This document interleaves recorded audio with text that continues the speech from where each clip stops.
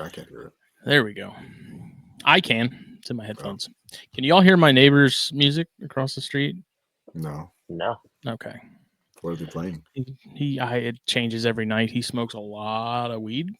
I know something like Smart that. guy. So like last night he was playing Metallica and some Ozzy Osbourne, and currently I think it's like pop country garbage. I don't know. Some nights it's awesome. Some nights I'm like, come on, Steve. Like, Come on, Steve. you were doing so good. Dichotomy. Yeah, it's strange. He like never wears a shirt. He's older. Same. Yeah.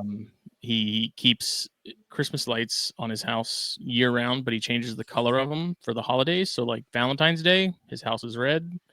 4th of July, it's red, white, and blue all over that motherfucker. And Christmas, it's a blowout. Like Halloween is even bigger than Christmas for him. He takes it very seriously. It's interesting. But That's pretty unhinged behavior. I don't know, man. He's just chilling. Super nice guy. You know, he's just odd, but Likes his lights. he likes his lights, and I'm sure whatever other substances that help him enjoy those lights. Yeah. Yeah, definitely not sober. Here we are, episode 10 of ArachNerds. We are back. It has been a minute. Like we talked about on Snakes and Stogies on Monday night. If you heard that at all, like schedules have just been weird. Like nothing's been happening or anything like that. You know, I was on vacation for a couple of days at one point. Phil was sick for a while. Everyone's had something going on. Serg was moving, all that stuff. So hopefully everything is sort of back to normal schedule wise. I don't have anything planned vacation wise, so I think we're going to be back to normal. This episode, as always, brought to you by FulviusApparel.com. Shirts, hats, coffee mugs, hoodies if you want it. I said hats, beanies, all that stuff. Shop around, check it out. We got a spring sale going on right now until the 9th. It is 15% off your order. That is automatically discounted. Don't have to put in a code or nothing. It's just there. So take advantage of that. And then if there's anybody else that happens to hear this that's in an arachnid related business of sorts, and you want to hit us up if you're interested in sponsoring. Serg's made his rounds a little bit. I haven't really been doing much work there. So, but here we are. We're back. Do you want to get into updates? Yeah. What do you got? Let's have at it. So right now I'm kind of in the phase of trying to get my room situated, my snake room. I went from not being able to hold a consistent temperature to it actively reaching high 70s to low 80s. So that's a bit of a jump that I'm trying to adjust for. But other than that, as far as new additions, I got some more boas, surprise. Got a really nice striped Guyana constrictor female, a Peruvian constrictor, absolutely gorgeous, one of my holy grail species, and a Suriname and constrictor and a silverback Amarala. These were all just things I got over the winter, and now it's just like the temperatures are favorable, and I'm just realizing like, oh crap, I got a lot of snakes. I did not. It's easier to order them or order even tarantulas and everything, and then like during the winter and it's too like cold for them to ship. You're like, all right, let me just get one every like a month or two, and then it adds up, and then you get hit with a bunch of boxes, and the FedEx lady looks at you like you're crazy. Dude, I think I have the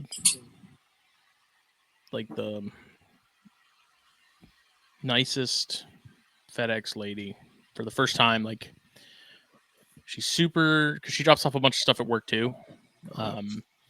Just always like super friendly, like actually curious. You know, I was like, if I'm sending stuff out, she's like, "Oh, what's in this one?" You know, and it's a nice change of pace. See, like mine holds the boxes as far away from her as possible when she sees the red coffee. So I'm just like, please don't drop those.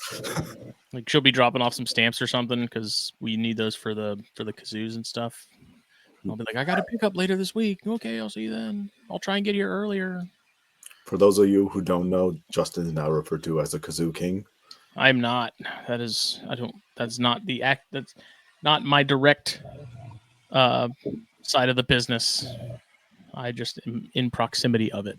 Yeah, my involvement is I make the stamps to make the art that goes on the kazoos. So that's it. Make shirts. But she's awesome. Any updates for you? Did you get any cool things? I mean, I already know, but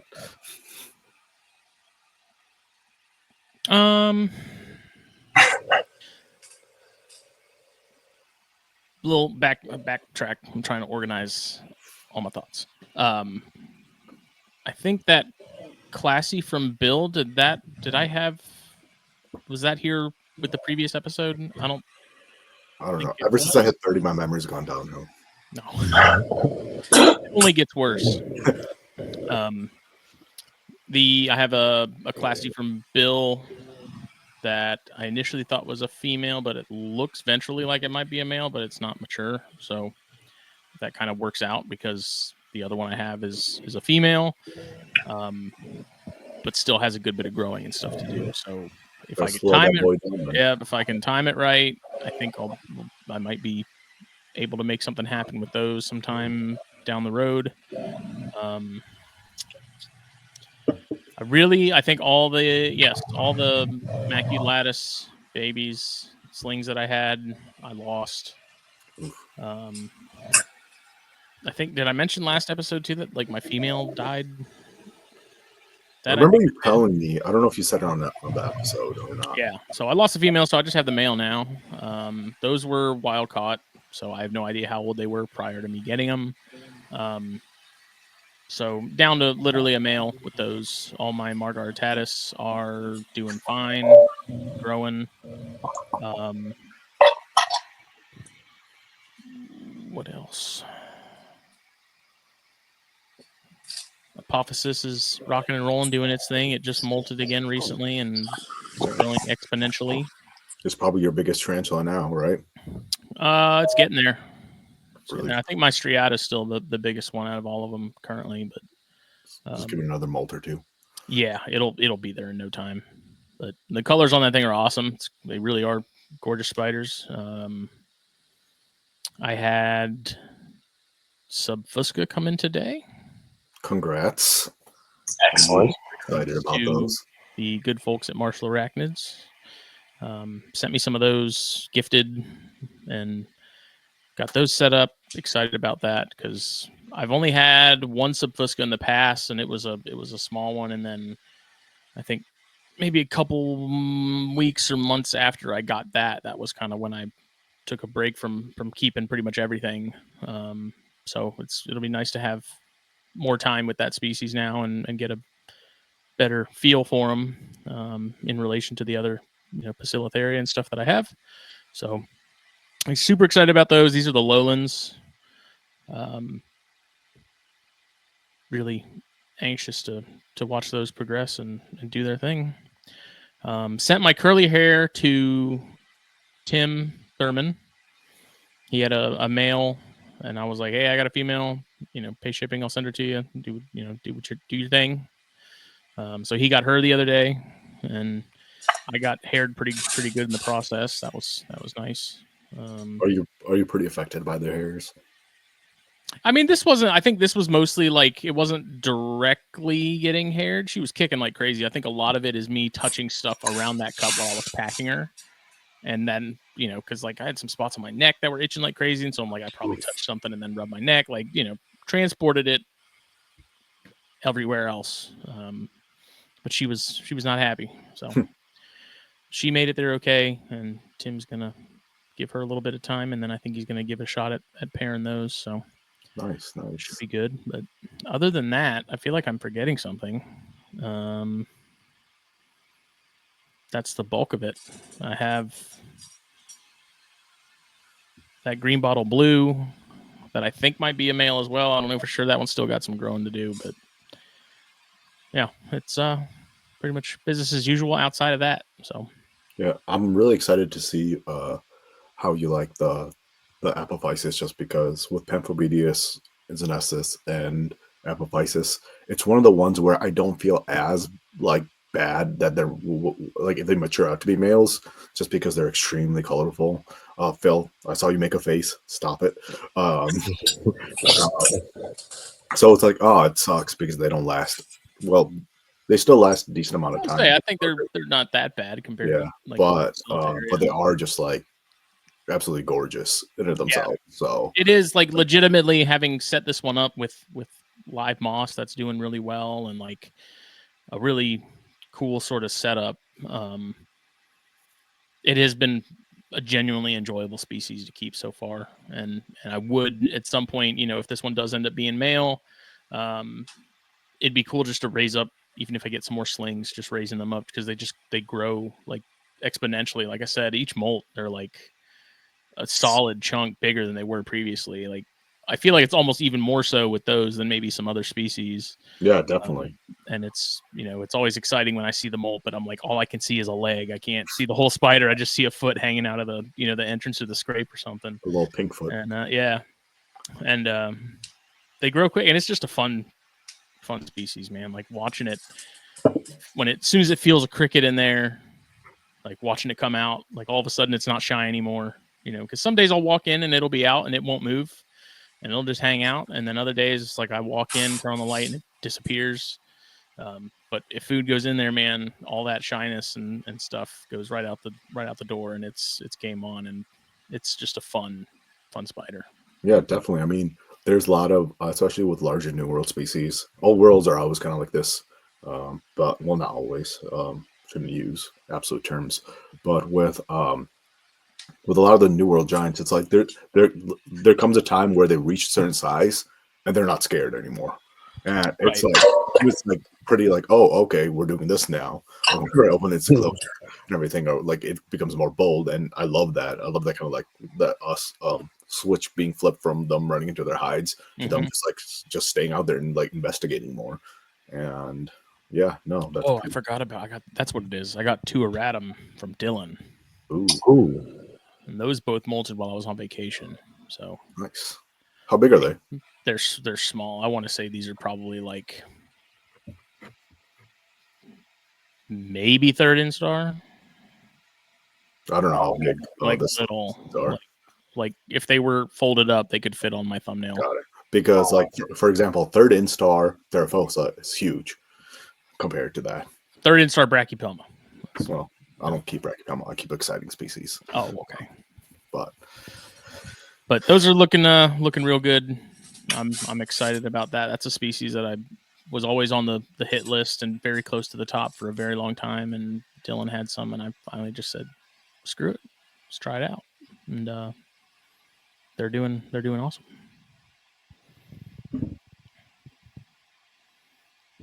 We need more. Yeah, I mean, I'm all about the brackies now, dude. Maybe it's just because I'm getting old. I mean, you've been old, but I'm like brackies are like becoming a quick favorite in terms of just overall like genre. And I have that Aphonopelma simani still too, and I'd like to get some more of those eventually, just because that's been a really enjoyable species as well. Mine looks like it's about to explode. I think it's been in pre-molt for a couple weeks now, so I'm expecting that to happen soon. That one also, I'm fairly certain is a female from the last molt that I got. Looked like a girl, so yeah, we'll see.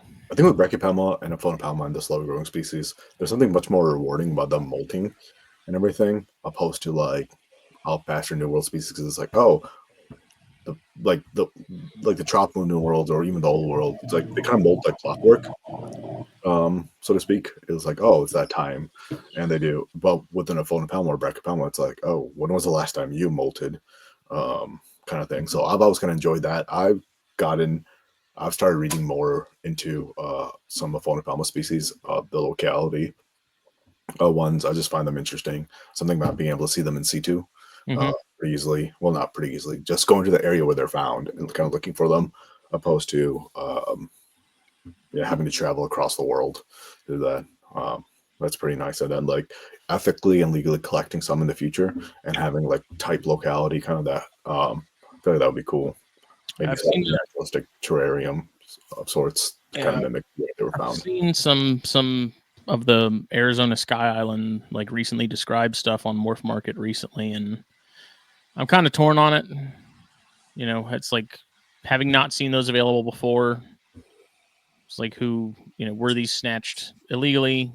You know, and in that aspect it sucks, but it's also cool to see that there's people that are appreciative of what we have here at home, kind of thing. Yeah, definitely. It's always been pretty wild to me back when I started getting into it, how abroad people were like, "Oh my god, a phone pebble, they're so like great and everything." And in my mind, I'm like, "Why?" I'm like, "You guys have this species or like this old world or whatever, and you're like drooling over a phone palma." And now I'm like kind of the opposite way, and just like, "Oh, these are really cool." I mean, like people overlook them. That's dope. Cheaper for me. I don't mind. And just like again, like with these slower growing species, everybody for some one reason or no, well, I think we all know the reasons. Just like a lot of these Aphonopelmus things, especially from Mexico, they come in and they're obviously small, like a third of an inch or a quarter of an inch. And then it's like, okay, I wonder how many of these are still going to be in the hobby and like given like 10 years or like 5 years even. I know a bunch of the moray. I don't know. I'm sure you both have seen Aphonopelma moray, the better version of the GBBs. They're cool for sure. Yeah, they're like stunning. And there was a large import of them. I want to say like 6 or 7 years ago. I think. I don't know time anymore. But now I think a large portion of that group is like should be getting their colors like quite well already. But I don't really see many of them being posted. I know that there was like an eggsack I think recently and everything with that, and they're selling out real quick. But it just makes you wonder like what is the population size within the U.S. for those now? Are we still going to be like reliant on like imports like that? But yeah, I think that's just a matter of getting them in the right hands of people who are willing to wait however long they have to get them up to size and to make them happen. I look at the whole sort of like nice to see them available, but also bummed to see them available sort of aspect the same way I look at some dart frog species, because there was the first one that comes to mind to me is the Tinctorius tumamake, the peacock Tinctorius. I think that was a dream locale or variety of tink for so many people, but because they were Brazilian, like you never saw them in the States. Yeah. And then Europe got their hands on them some way or another, and they, absolutely took off with them as far as breeding them and producing more, and then managed to get some sent to the U.S. as a result of that. And it's nice because they're not coming directly from Brazil and like wild populations. But then it's also the question of like, is that initial smuggling of those handful of animals to get that population established in captivity, like, does that sort of benefit the greater good? Is that then going to take some pressure off the potential poaching and smuggling from Brazil because they're now widely available? Is it a similar situation with some of those Aphonopelma that we're seeing now? So I will say with the Aphonopelma, Mexico's been pretty good about being strict about what's coming in. So I think a decent amount of them come in legally. I forget his name. There's an arachnologist down there that's why we have locality Brachypelma until Tocado and everything. He was able to legally breed them and to send them over because those came from. I know there's some wild caught Aphonopelma. I don't know if he's the one to send them over. I know one species Diamondback. I don't know if you guys saw it. It's like a two-toned Aphonopelma. When mature, it was fucking gorgeous. Wow. But I think those were legally like imported a lot. But who knows? You never know. And to your point, I was talking to you guys about this in the chat. Also, plug for our ArachNerds Instagram chat. We have a good group going of hobbyists of varying levels. And yeah, no, if you guys want to be a part of it, feel free to shoot me or Justin a message, and we could give you, we could add you in. It's a great place to learn, a great place to meet other keepers and such. Yeah. But from all over the world too. But also, Yeah. I do think that we in the United States, in the United States, we need to do a bit better job of keeping hobbies. I'm keeping species persistent. Just because, I mean, I say this having not bred anything, so I'm doing a lot of talking at that end. But in Europe, for example, they seem to be able to establish quite readily, and we seem to have reliant on Europe for a number of species. Mhm. And it will be great if more of the hobbyists and everything over here, if we could become self-sufficient in a sense, because if with what's happening with legislation and everything, if our line gets cut from Europe, It's not going to be not gonna yeah. I know with the whole Brazil thing back when U.S. Fish and Wildlife came in, SOC1 T. Caledonia came into the hobby mysteriously. Brazil was unhappy. And there was talks about just like closing that down, or just even posted up the area back when they made the ESA ones. People were terrified about like what's going to happen, and I'd rather not see that again. I know when I do get it back into the hobby, I'm going to try my best to work with some more uncommon species, not just Pamphobedias and Zenessus. Okay. Good. But other species as well, because I do kind of want to play a part in trying to keep them available in the hobby. And who knows, maybe send some of the more uncommon ones too, like people I know that'll be breeding them, not to be like elitist sounding at all, but it would just be nice Get to them into the hands of people that are going to help push that. The right people, yeah. Because because I do think that it's kind of sad, like that I understand we all need to make money. It's not, this hobby's not free. And granted, it is a bit cheaper than the reptile hobby. We shouldn't necessarily be sending rare species off to the highest bidder all the time. It should be to people who can and have the experience to get them out. Because I know like people who do breed a lot, they may not always have like a ton of funds available, or just like it may not be accessible to everyone. So if we could get that going and then release them to the masses when we have a solid population, I feel like that would be a good way to do things. Yeah. Lately, I've been thinking a lot about common species, that and the sort of the path of Rosea and how those went in terms of being everywhere and then being nowhere. That was something Dave Fisher talked about in one of his videos. I think it was a Simani video, actually. He was talking about how it's like, yeah, these are common, but that doesn't mean people should not breed them. He's like, because that was the same issue that we had with rose hares, is like they were everywhere, imported in huge numbers. So the drive to produce captive ones wasn't very high. And then all of a sudden, the faucet gets turned off and there's now a vacuum. And so he was talking about like Costa Rican zebras, and basically don't write off the common species because you see them everywhere and because they're super cheap, because there may become a time where that's not the case on both fronts. So that's one of the reasons like I'm very interested in getting more Simani in particular, and taking a crack at those maybe at some point. Obviously my list of ambitions is bigger than my room and what I can realistically keep and everything. So we'll see. I don't know. I'm also tempted to find a male striata for my female. So. Ooh. Like to your point, I completely agree. I completely agree with what you mean regarding keeping species going in the hobby, but also just be cognizant of what you're producing at the same time. I mean, I know there was like Lacidora parabana, for example. They could have sacks up in the multiple hundreds and everything, and people produce them. That's dope, but just be like cognizant of when, like, let's say there's like oversaturation, or if you're a hobbyist, if you're a seller, that's something else, because you do have connections and everything. But if just like a normal hobbyist and everything, have a plan. Yeah, have a plan. Just because it's like, it sounds great, like breeding, which we're going to be hitting onto in this episode.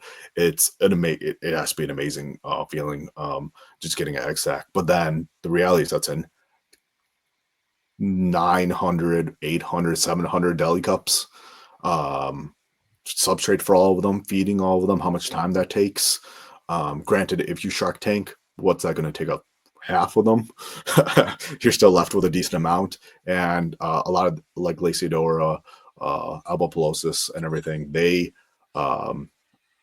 They have large sacks, and they're not exactly the easiest to move. Especially, it's easier if you're a seller and already have an established like reputation. Network. Yeah. Yeah. But like it can be hard to move, and that's something I don't want to see, like people burning out over that, because I want to try to keep as many people in the hobby as I can, especially people who have bred or who are like willing to learn and everything. I just don't, like burnout is a big thing. I know we talked about it in previous episodes, and that's a quick way to get burned out. I mean, hell, if I had to feed 900 slings, I'll get old fast. When you're dealing with tiny feeders too. I mean, Yeah, these are my Pinhead crickets. if I had to Oh, go yeah. through and pick out 900 of those little confused flower beetles that Dustin Black sent me, I would lose it. Like even with a strainer, it's just It's impossible. oh Yeah. my God. It's a great size for slings, like tiny stuff like that. But it's like, good Lord, if I had to sit here and figure out a way to sort these to where I could pull the larvae from the beetles, like, my God, they're tiny, dude. They're so small. And then even crickets, like dealing with tiny crickets, and then God forbid, this almost happened to me multiple times now. Is like I had a little like a critter keeper full of crickets, and I've almost knocked that container off the shelf multiple times because I usually don't snap the lid on because I'm in there regularly. Wow. A couple times where it got dangerously close to those going all over the room, and that would have sucked. So you guys live life on the edge. I like to live dangerously. So. Yeah. I don't know how you guys deal with crickets. I don't do crickets. I do dubia. So I have a bunch of quarter-inch dubia, and it's easy peasy. And this is totally a flex in people like Florida where dubia are illegal, I think. So yeah, suck it. But, I'm sensitized to them, so I really try to minimize my contact to them. What about discoid? And I don't know. I haven't ever dealt with those. Wow. Could be worth checking out, man. Yeah. Crickets are the worst. I've done red runners too, and red runners were gross. Yeah, red runners are pretty gross. Nasty, dude. And it was I don't like you can keep them with crickets. Double the trouble when they fall over. Yeah, oh God. Yeah. Yeah, Dritzo had like probably a 55 gallon tub of just runners and crickets for days. All right. Yeah. Well, without further ado, let's sort of get into it. This episode, we're joined by Mr. Phil King of Wellington Exotics. Not to be confused with beef Wellingtons. Yes, different. Similar but different. Where did the Wellington Exotics name come from? I feel like you told us in the chat, but it's been a minute. Yeah, I grew up on Wellington Road. Oh, okay. So I was like, oh, that's unique and appropriate. And I'm also not terribly creative. So here we are. Yeah. Yeah. So what got you into tarantulas? What are you currently keeping? Let's go through sort of the gamut. All right. What got me into tarantulas? I went to Nerd with my brother to buy him some stuff for his birthday for his leopard geckos. And obviously there was just like a huge array of invertebrates. And I was just like, oh man, this is really tempting. Like there's so many different cool ones. And like they had orange baboons and just like really everything. And I ended up picking up a Hamora, a Brachypelma Hamora, and I still have it. It's pretty metal. It kicks hairs at me all the time, but again, it's a cool spider objectively. And kind of after I picked that up and I was like, wow, this is like really simple, compared to keeping snakes and stuff.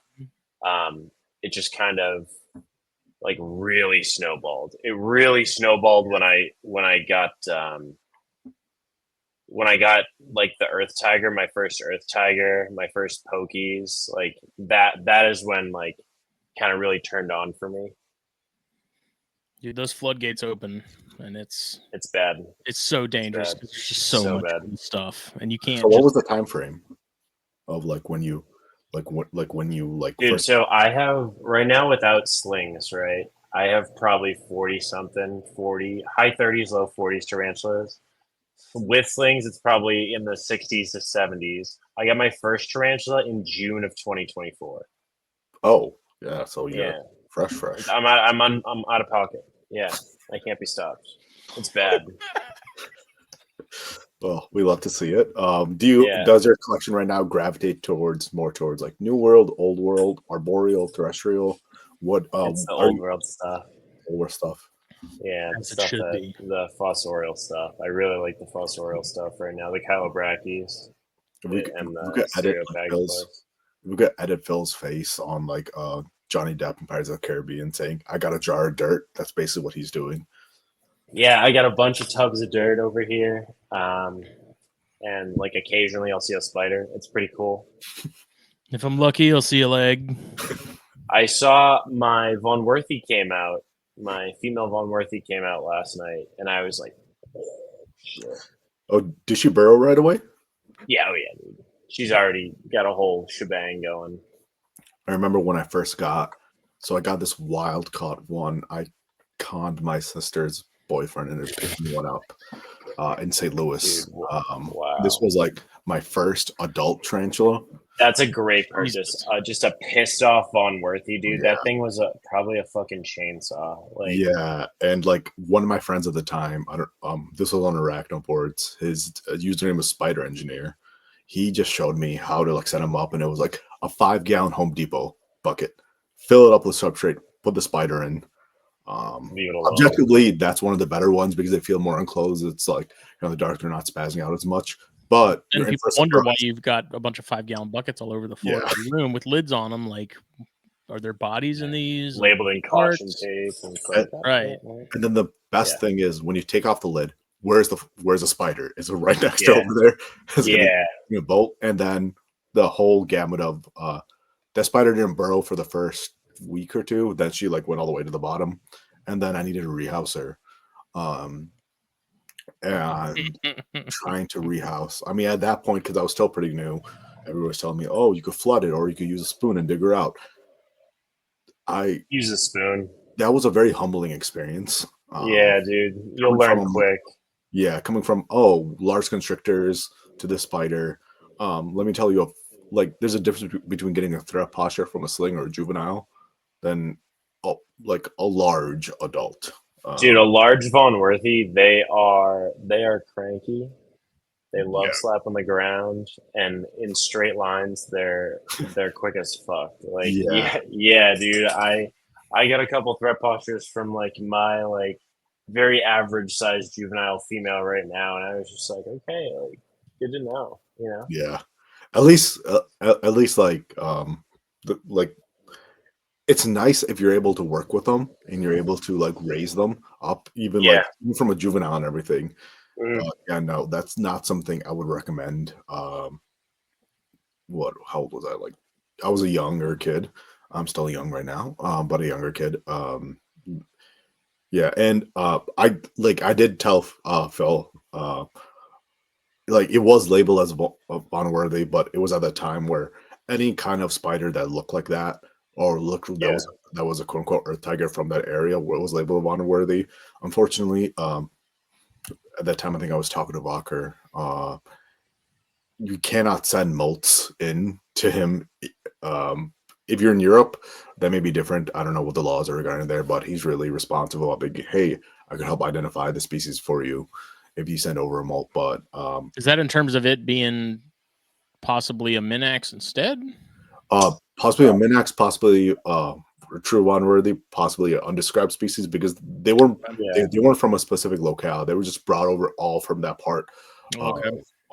Part of the country. I forgot what country. Could have been anything from like fucking Thailand or Southeast Asia. It's similar to how, for example, like Iquitos in Peru, that's a big hub. So when people say like, oh, boa constrictor, like an Iquitos boa constrictor, well, that just means it was imported from there. That doesn't mean they were collected anywhere near the area. So similar to that, and it's even worse because when you get into different like microbiomes and everything, transfer dispersal rate aren't that great compared to like larger animals. So like, who knows? I'm really kind of curious actually, like how many new species were brought in because with Antinous, the same thing happened in Peru. Anything that was a big black spider was labeled Antinous. Couple different genus, genera. There were like Megaphobema, that was one of them. Pamphobedius, I think. I'm blanking on other ones, but like, yeah. Funny thing is, no real Antinous were brought in from Peru because they're not found in Peru. Oh. Or if you want to be the type species, it's a Bolivian. So, but yeah. Anyways, I digress. Yeah. So what was because you do keep reptiles too, and you kept reptiles before you got tarantulas. I did. What do you feel like it kind of prepared you for tarantulas or inverts in general, or did it kind of? And were you on the fence about inverts? Yeah, Or you like, got? I was super on the fence about inverts. Super on the fence about inverts, and now like I really, really like inverts. Did it prepare me? I mean, yeah, I guess. It's definitely a lot more challenging to kind of deal with like gradients, herp stats, temperatures, just like snake stuff as opposed to general husbandry for most invertebrates that are not like arid scorpions. You know what I mean? I kind of steer away from those just because I keep stuff ambient in my room and like it actually my temperatures are usually between 70, 69, 70 to like 81, 82 at the absolute hottest. So it really works out well with the Southeast Asian stuff, some of the baboon species. Just like keeping it ambient, keeping it simple, easy peasy. yeah, definitely. And don't. Dirt and cork and water. Yeah, your margin for error on a large majority of arachnids, Yeah, between scorpions and spiders is pretty large. pretty high. Yep. Yeah. Did you ever have that? I know back when I started, I was a bit wishy-washy about what direction I wanted to keep the substrate. For example, I'd probably change my recipe like 100 times before I found something. Like, I'm just gonna stick to it. Do you find yourself like doing that, or has it just been kind of like, where was I going with this question? I don't know. Yeah, I make my own substrate, and I've definitely kind of mixed up my recipe a few times. I think I got it how I like it right now, just like in terms of what I can get from Home Depot and stuff. But yeah, I definitely have changed that. I've changed. Honestly, I've been really really leaning into like sterilite gasket enclosures because they're so friggin' useful. I really like that utility. Like I do have some tarantula cribs and stuff, but I really like the utility of just like a standard sterilite or iris, just like tub. Yeah, definitely, especially when you get into the higher numbers. I mean, don't get me wrong, acrylic enclosures are great. Shout out to tarantula cribs, but just like once you get into like the 20s, the 30s, the 40s, it can get a bit harder to find all the sizes you need, or just like fit them somewhere, and expensive as well. Sterilite's great. I've used that the container store, as you guys know. I preach about that for the species I kept. But yeah, no. And the best thing about the sterilite stuff, it's stackable. Yeah, precisely. It's very modular, very ergonomic, if you will. Spoken like a true container store employee. What's the collection currently looking like? I know. So we have a good idea of sort of some of the species you keep, but I don't think I know exactly like how many of what you're keeping. Because I know you have some striata. You've definitely got some cobalt blues now. Yeah, I've got a couple cobalt blues for sure. I have 2 striata, 2 regalis. I have a homorai. I have Boimi. I have a GBB. I've got a sun tiger. Let me think. Oh man, dude. I've got some geniculata. I freaking love geniculata, man. They're so cool. I've really enjoyed that was like the first confirmed female I got. I bought was like a large geniculata female, and I really enjoy her in terms of New World stuff. Trying to think what other New World stuff do I have. I think most of the I have an avic female that is an absolute monster, dude. Really? She's awesome. And then I've got a curly hair as well that is super mean, but super cool to just like throw roaches and watch it absolutely blend them. Yeah. No. Definitely would not hold my curly hair. It's pretty nasty. That's what I told Tim when I sent him mine. I was like, I don't know where people got this idea that curly hairs are like awesome, super chill, like handleable. Nope. Because mine was like, if it moved, she was gonna at least find out if it was food, you know? Yeah. It took a good bit of when I was packing her up to ship and stuff. It took a handful of minutes for her to realize, like, oh wait, this isn't food. You know, like for her to sort of get the idea of like, okay, something different is happening. You know, she was just initially like all about it. I was like, oh my god.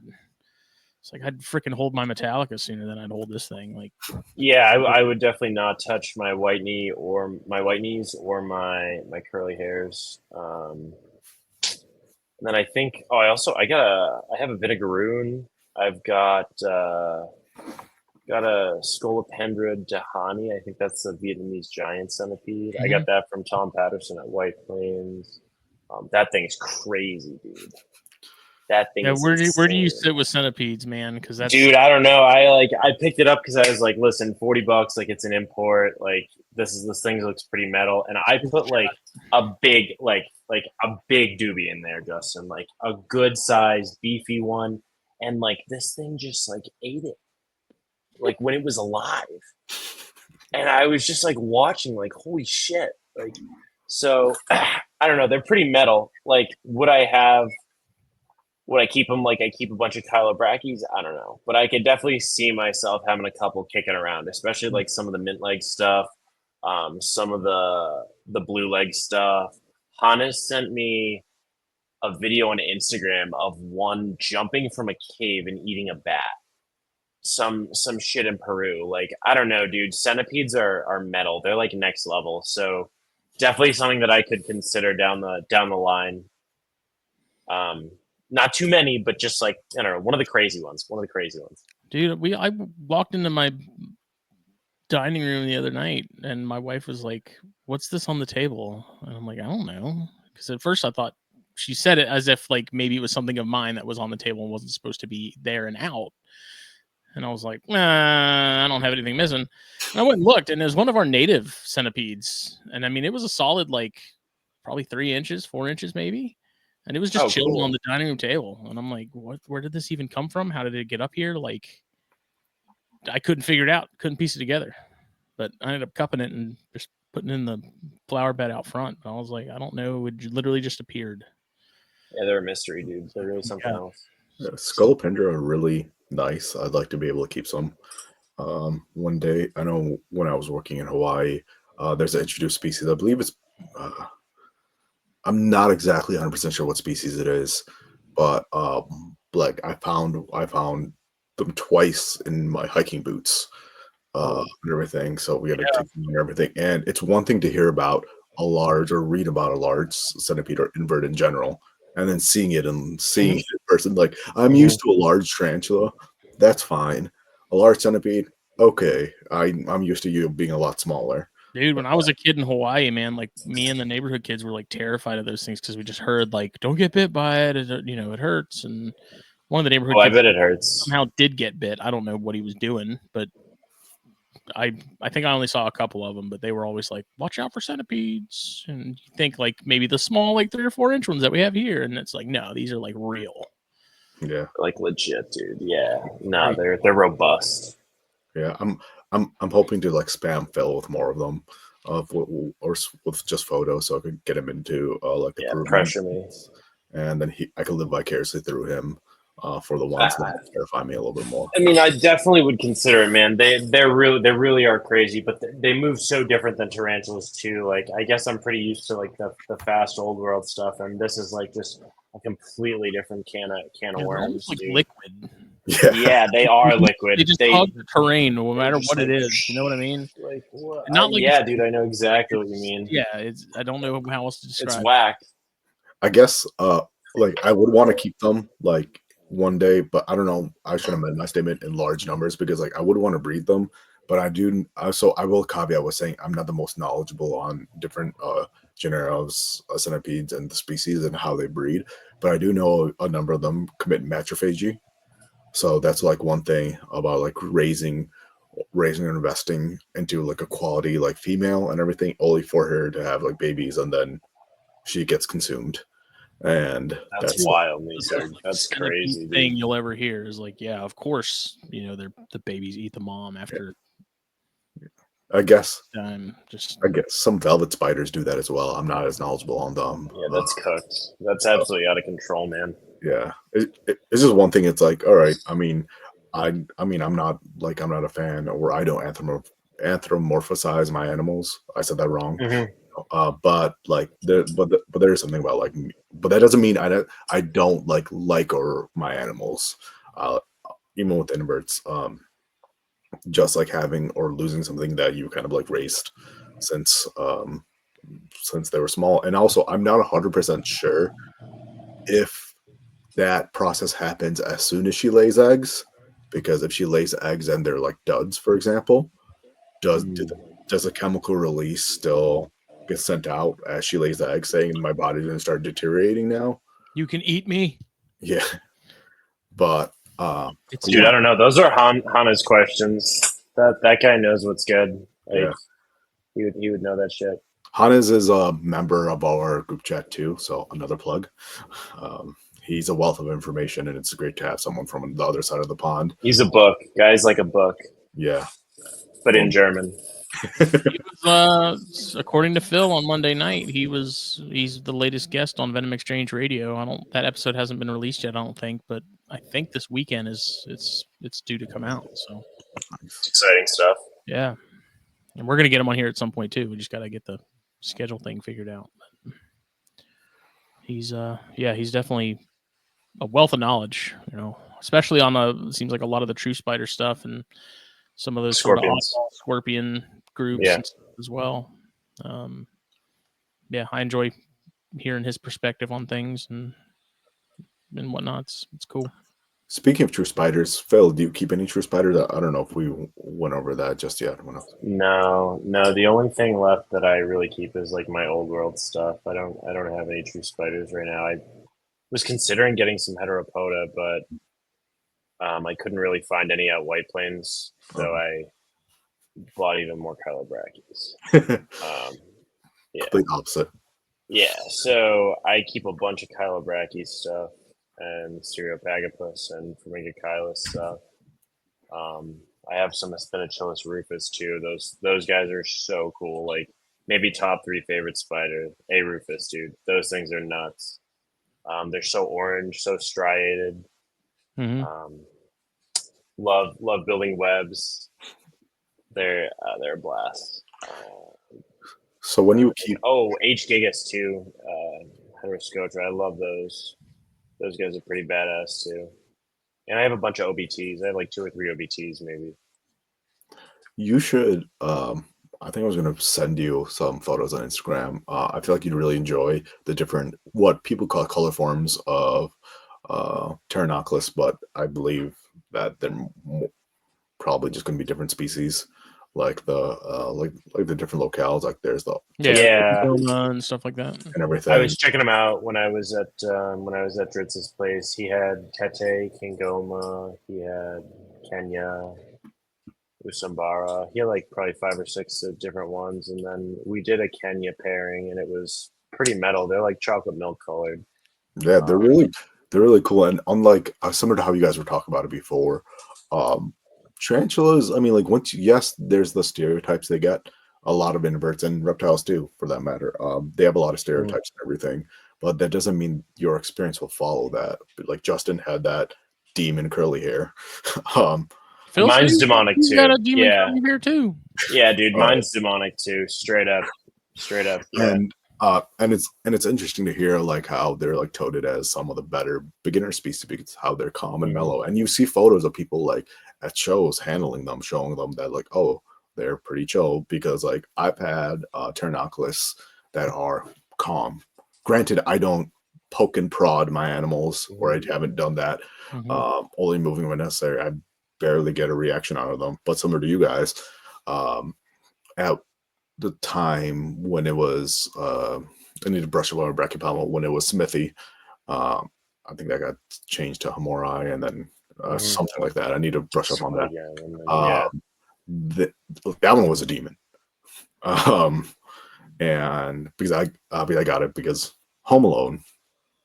I remember that movie and it was great. Yeah. It was one of my first, not one of my first. That was like one of my other larger tarantula purchases in the beginning.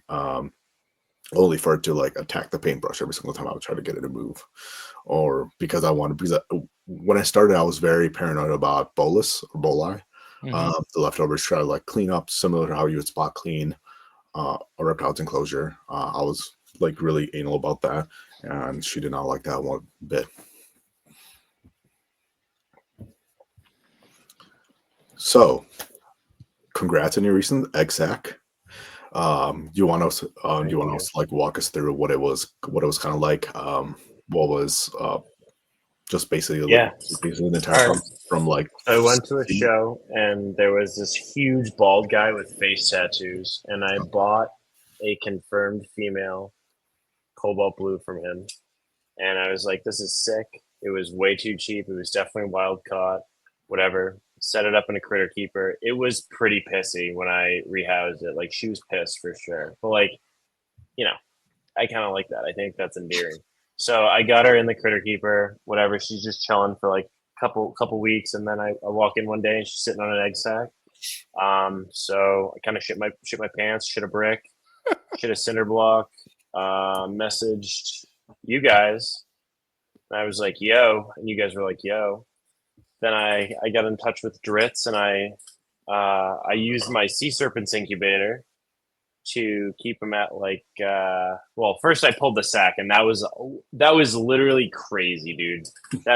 That spider, like, getting the sack from it and then getting it in a new enclosure, it was like, it probably took me like, I don't know, 25-30 minutes, dude, because it was so mad at me. It came up the brush. It came up the brush and was biting the end of the brush, and I had to use tongs to like pick the brush up and put the spider in the camera. Like, it was crazy. It came right at me. It was trying to bite the brush. It was trying to bite me. It was slapping the ground. It fell on its back.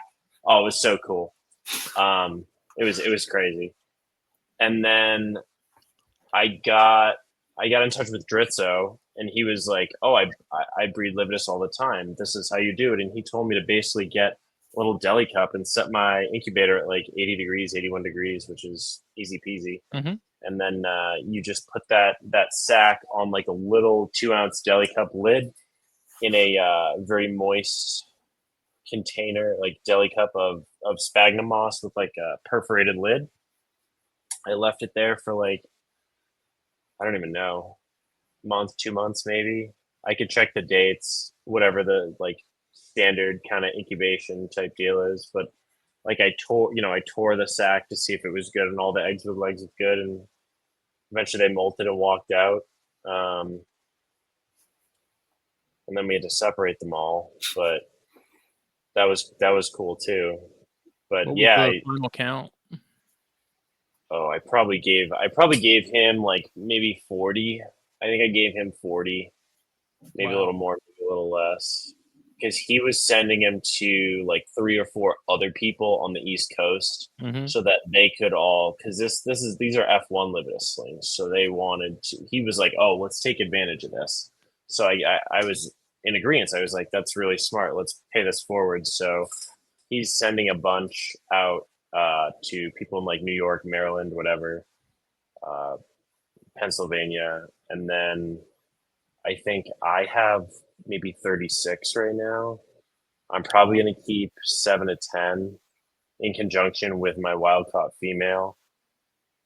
And then when she molts out, I'll probably go back and try to pair her again, just because the male will be unrelated. Even, also this captive male will be unrelated. That Dritz has. So, yeah, I think I have almost 40 Lividus right now.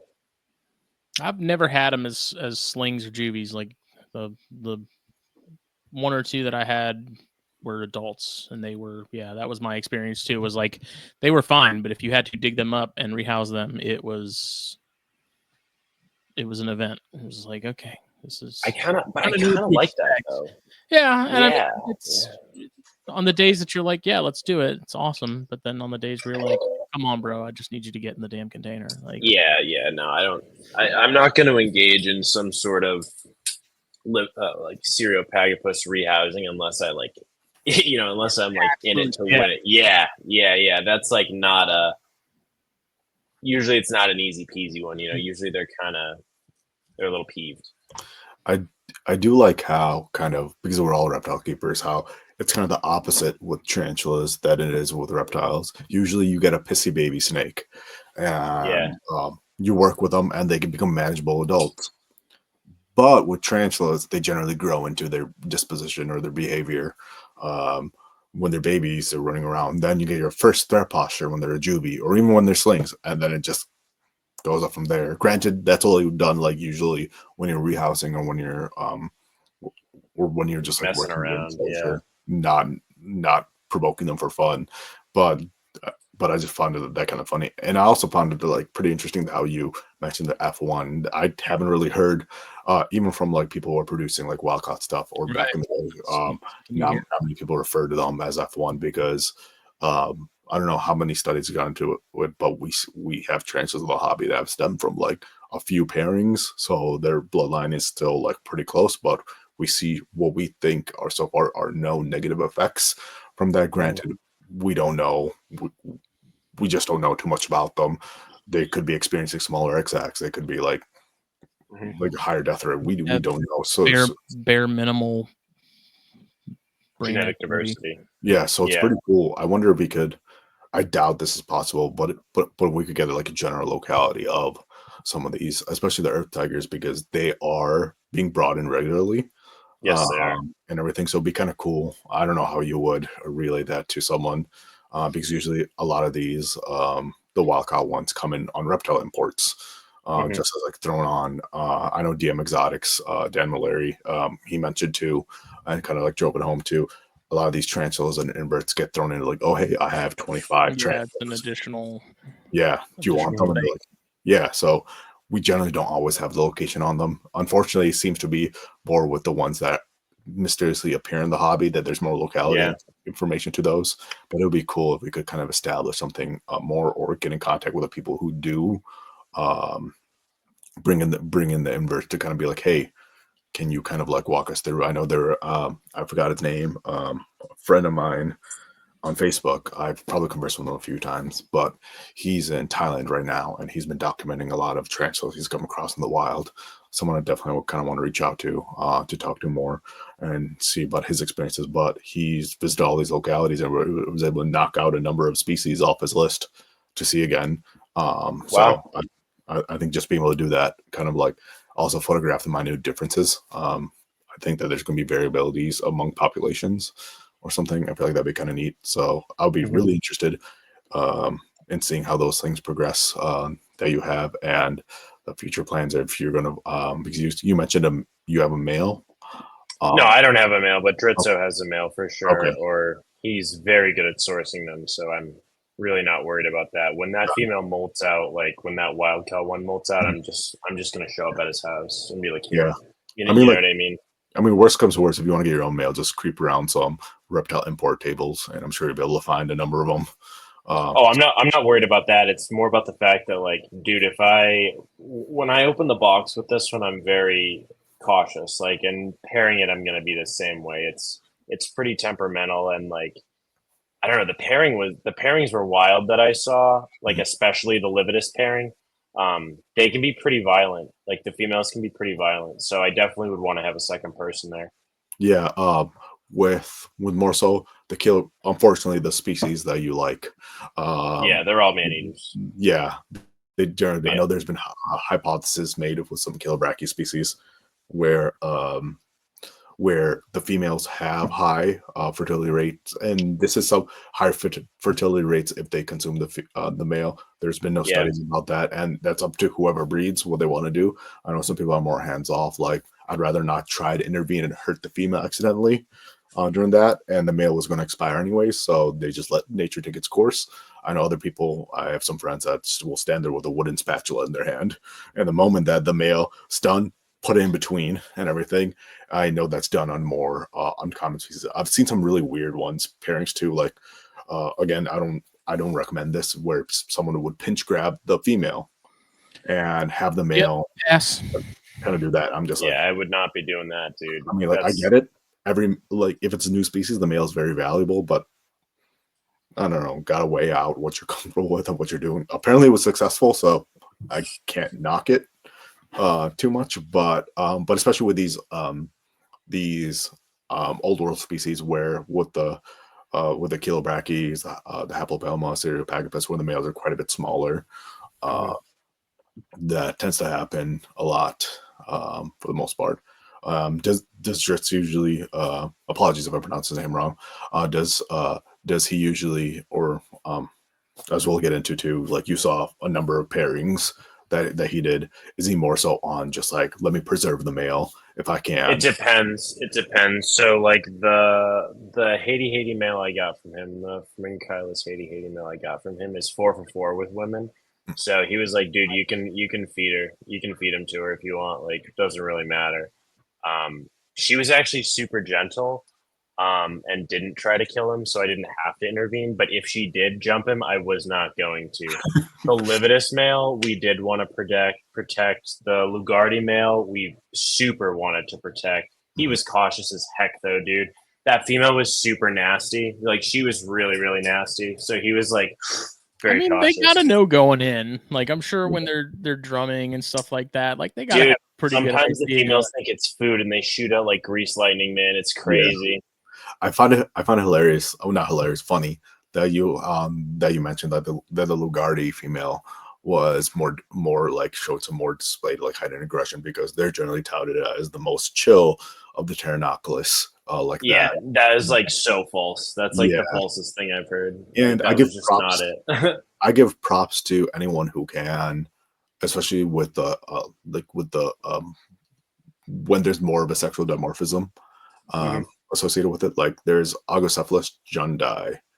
I don't know if you guys saw. I'll post in the chat. That is probably the largest sexual dimorphism between known tarantulas. Males can be like quite small, like maybe like 2 inches, I believe, and the females could be upwards of like 5, 6. So it's a massive. I'll actually send it to you guys at like as we continue on talking. But I remember seeing that back in one of the pre-NRBC tarantula talks that happened in Tinley. They did that back in the day. That was just crazy looking. I'm like, that's a rare species. I don't know how you would stop that from happening, because a female like shadows completely overshadows them during the wow. So, and the thing is, I think they mature in less than 2 years. So, and similar to like Neoholothelli inci, you could probably feed the male more and get them mature within a year, I've heard.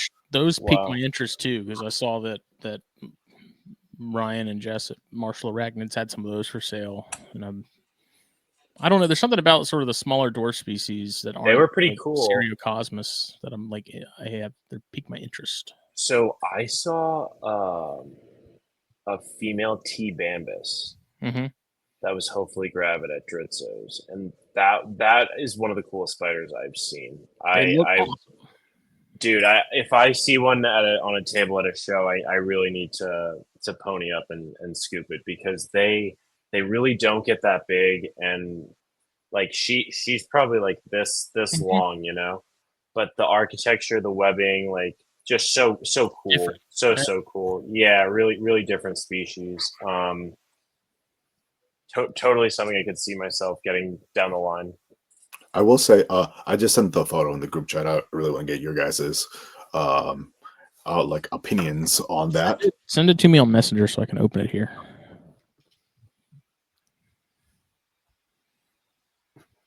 Yo, wow, Nisarg, that's serious, dude. That's a big woman. But that's just an average size female. That is a big woman.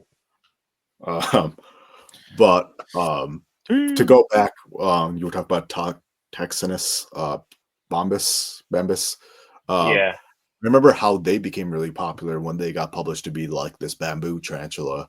This tarantula lives in the bamboo, but they were in the hobby for years previously. They just Yeah. didn't get attention until then. But yeah, this is just something I wanted to point out to extreme sexual dimorphism. I don't know how you would protect that male. I don't think you do, man. I think you just pray for him. That's lunch, dude. You just kind of give them your best. It's not even lunch. It's like it's an Appetizer. snack. Yeah. What species is that? It's Agacephalus. Oh, okay. I'm pronouncing the name wrong, Gotcha. the species name wrong, but yeah, no, they're amazing. There's a couple other I really love their carapace patterning, and it kind of gives me like a Strategyrus without the horn vibes. Mm-hmm. How the patterning of a lot of baboons are kind of like that, but I really like that. But yeah, no, you know you had a male right away within like a number of months, if not a couple year. molts, yeah. Yeah, so When it stops growing after 4th instar, and you're like, oh yeah, it's a boy. When I was at Dritzo's doing the pairing, we were talking about the horn baboons, and he had an interesting theory that the horn it's got a couple different uses. He was saying that it's definitely used to store nutrients because of how like boom and bust and seasonal those spiders are. But he also had a theory that it was used also as a gyroscope. Not as a gyroscope, but as a level to know if they're like on the top of a burrow or on the side or on the bottom, because a lot of times they get flooded out when it does rain that one time a year. So they do have to like kind of go up like on top of the ceiling of the burrow. So he was pretty convinced that it had something to do with just their like proprioceptive senses, which that makes sense. I mean it definitely makes sense to me. I'm kind of curious because, like, I mean, those are great hypotheses too. I mean, we don't just have a definitive answer because, like, I know in the past, looking at structures across like similar, like inverts, muscle attachment points for like a stronger bite, or so to speak. That was wrong, but just muscle attachment points or aiding in the sucking stomach. But at the same time, if that was a favorable adaptation, why don't we see that across more genre? Why do some in the genus have an obnoxiously long one, whereas other ones don't? Or why is Pteronoclus overlap in areas where they're found in the same habitat? But that I just think that would be really cool to look into, dive into more. I haven't heard those theories before, but I could definitely see that too.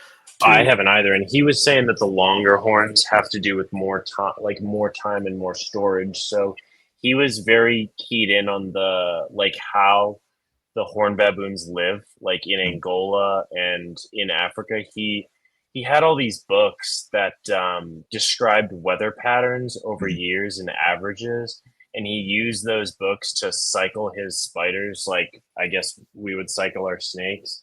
And he was talking just about how I don't know if it was C. darlingi or C. marshalli, and how essentially terrible it is in Angola. Like you're shit out of luck if you're living in Angola and you're a spider, and like how they survive. And those kind of that natural history kind of brought him to those conclusions of those hypotheses that I mentioned earlier. Yeah, definitely. I think that's dope. I mean, we need more. It would be great if like more people got into like doing something like that. I know, for example, like a friend, like some friends and I, like whenever we were looking at geographical data as well as like climate data and everything. There's always so much you could get being with them being such smaller animals in areas where there's not always weather points. Sometimes the weather is taken from the nearest city, and it's kind of doing that. But that's really cool that he does that. It would be great to have him on and you on at the same time, just to kind of like talk about these things through even more. Dude, that guy was a wealth of knowledge. I was just standing there like listening.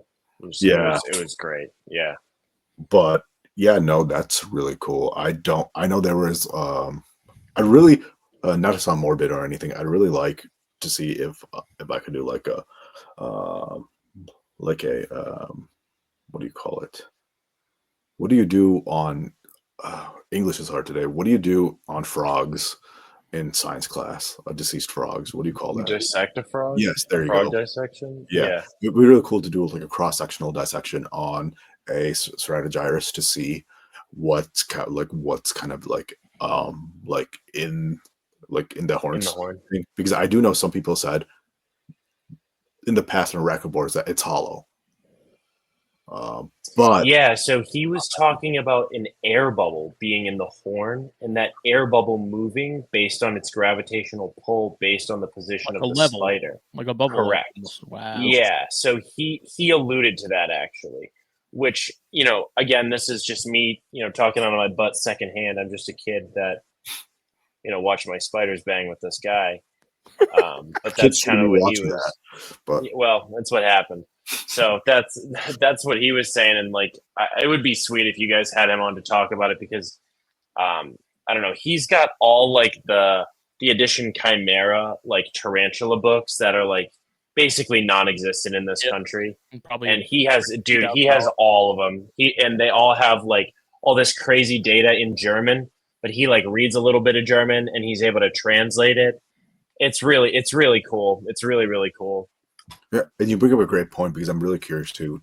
I do know that like keepers in Asia as well as Europe, obviously, they take a lot of information. They wrote down a lot of data regarding their tarantulas and everything, and because they are pretty successful at breeding them, I know keepers in Korea, like under closed door, like in closed doors, they're breeding these like pretty rare species, because I heard it's quite difficult to get them in Korea. So they're like, once they're in there, we want to establish them and get them spread out as soon as I can. So like, it would be really, definitely want to get them on at some point. Do you think being over at his place introduced you to any species or genus scenario that you'd want to keep? Does he mainly focuses on? He's got it all, dude. He's got it all. He had some crazy Faunopelma species north. He like, dude, I don't know, all this other stuff. He had a Bachmal and an eggsack. Those are nice. Oh yeah. Trust me, I know. I was like, dude, when that hatches, just like shoot me a text message, send you whatever you need. Yeah. And I think it's great that you have someone as experienced as him within nearby. I think you said it's so helpful. He was such a nice guy too. He was 45 minutes from me, and him and his wife are such nice people. Or I don't know if it's his partner, but yeah, they bought me pizza. You know, invited me over. We paired spiders for a couple hours. We got the Hades. We did Lividus. We did the Lugardi, and then we did the Kenya OBTs. The Lugardi, the male was too sketched out, so he was going to try again like later. Male was wicked sketched out. The Lividus, we got my male took forever. He took like an hour to find the female, but then as soon as she heard him, she came right to him. And then the OBT male was like really, really bold, and he actually got it done. It was super cool to watch. Oh, did you? I know we talked about this before. When you had the male inside, well, did you hear any tapping? Yeah. Oh yeah, dude. Oh, sorry. I mean, it was like I was like. I mean, during the night, like when you had like that female. Oh yeah. Oh, yeah. No, so wait, I sorry, would put. No, what were you gonna say? Oh, sorry. It was kind of lagging out for a second. So. Oh yeah, I would hear him. He still walks around at night, dude. Like if I come in here, like I don't know, like an hour and a half, 2 hours, like he'll be walking around his little deli cup, tapping through the deli cup and then through the tea crib that she's in. Prior to pairing, she was at the top of the tea crib, like as close to him as she could be, like listening, right? And now I've noticed that hasn't been the case. Mm-hmm. Dritz also said that would happen. He was like, you know, you could pair them again to be really sure, but he got her pretty good. So I don't know. I might just put him in there so she can eat him. We'll see. You know what I mean? Like, he's gonna die anyway. Did you hear tapping from her back? Like, before you paired them? Super loud tapping. It's really cool sometimes, especially it's even cooler when you have like different species, because assuming that they all tap at a different like rate or different frequency to kind of get each other's attention, it's like two different species from two different continents tapping at each other. It's like, Dude, it was crazy. I had the Lugardi, and then probably 15 inches away, I had the Haiti Haiti. So I was watching. I had a paintbrush, and of course, Dritz goes upstairs to go pee or something, and then the Lugardi male starts like courting, and my male starts courting. So I'm like making sure I protect this Lugardi male. If the female makes the move, I'm like, damn, dude, this guy invited me over his house and bought me pizza, and now he just hands me this huge paintbrush, and he's like, yo, protect this guy. And I'm like okay. So I'm like, like, trying to make sure that this female doesn't eat him, and like nothing happened. He was too sketched out, and like he ended up like going and cowering in the corner of the big tub. But yeah, I was watching two courtships happening at once, and it was really really cool, man. I will be doing that. Like I'm big time hooked. I'll be doing that with him for as long as he'll have me. Like it was a blast. Yeah, honestly, I was pretty stoked. Like when you said you were going over to see that, because like you haven't been keeping for a long time, and just being able to experience that kind of thing. I'm like, damn. I'm like, this means that hopefully he'll get stuck with spiders forever, and you'll be working with like a number of cool species because you're well on your way of yeah, obviously breeding more. You have more, like you show more interest in wanting to breed. Yeah, Yeah, and pretty cool. as soon as like anything that matures, I just send it to Dritz. Like I'll send him a picture, I'll send him a video. Like my striata female is mature. Like he was like, oh yeah, bring her over next time you come over. We'll see if we can get a striata pairing or something. Yeah, My gigas, like if that gigas is a female that I have, like that big one, maybe I'll bring that over too. Histocrates, right? Not. Oh, I got it. For some reason, my mind went to what's it called, Pseudoclamorus or whatever. No, it's Histocrates. That's my fault. I should have specified, but no, those are pretty metal, dude. Are they? That's one that I always see available on a lot of websites and stuff, and I never really bothered to look into them much more. Other than It's pretty metal. I don't know. I like the fossorial baboon stuff, so I'm biased.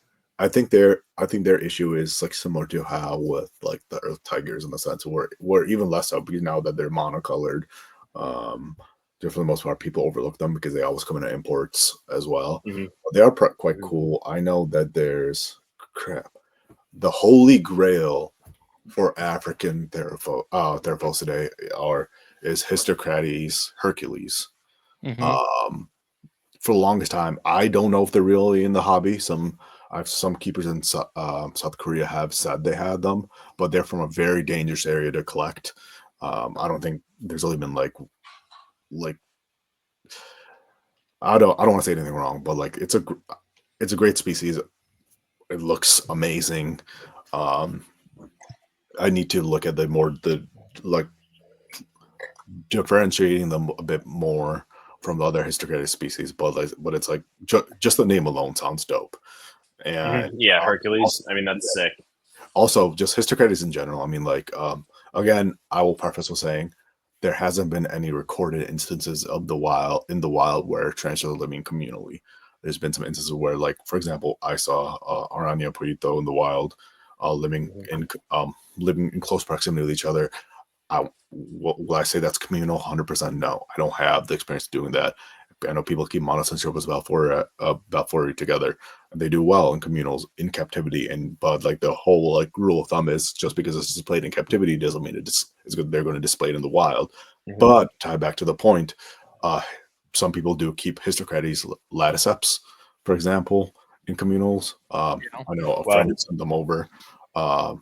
Mind you, they didn't like keep track of how many there were in the beginning, and just like how many were left. I think it's Tom.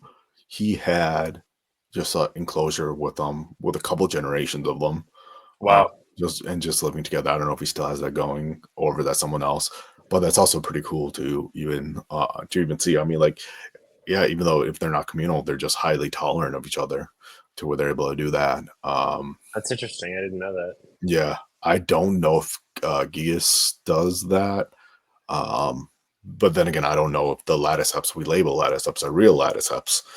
Oh, true. I'm not very confident in my Histocrates identification.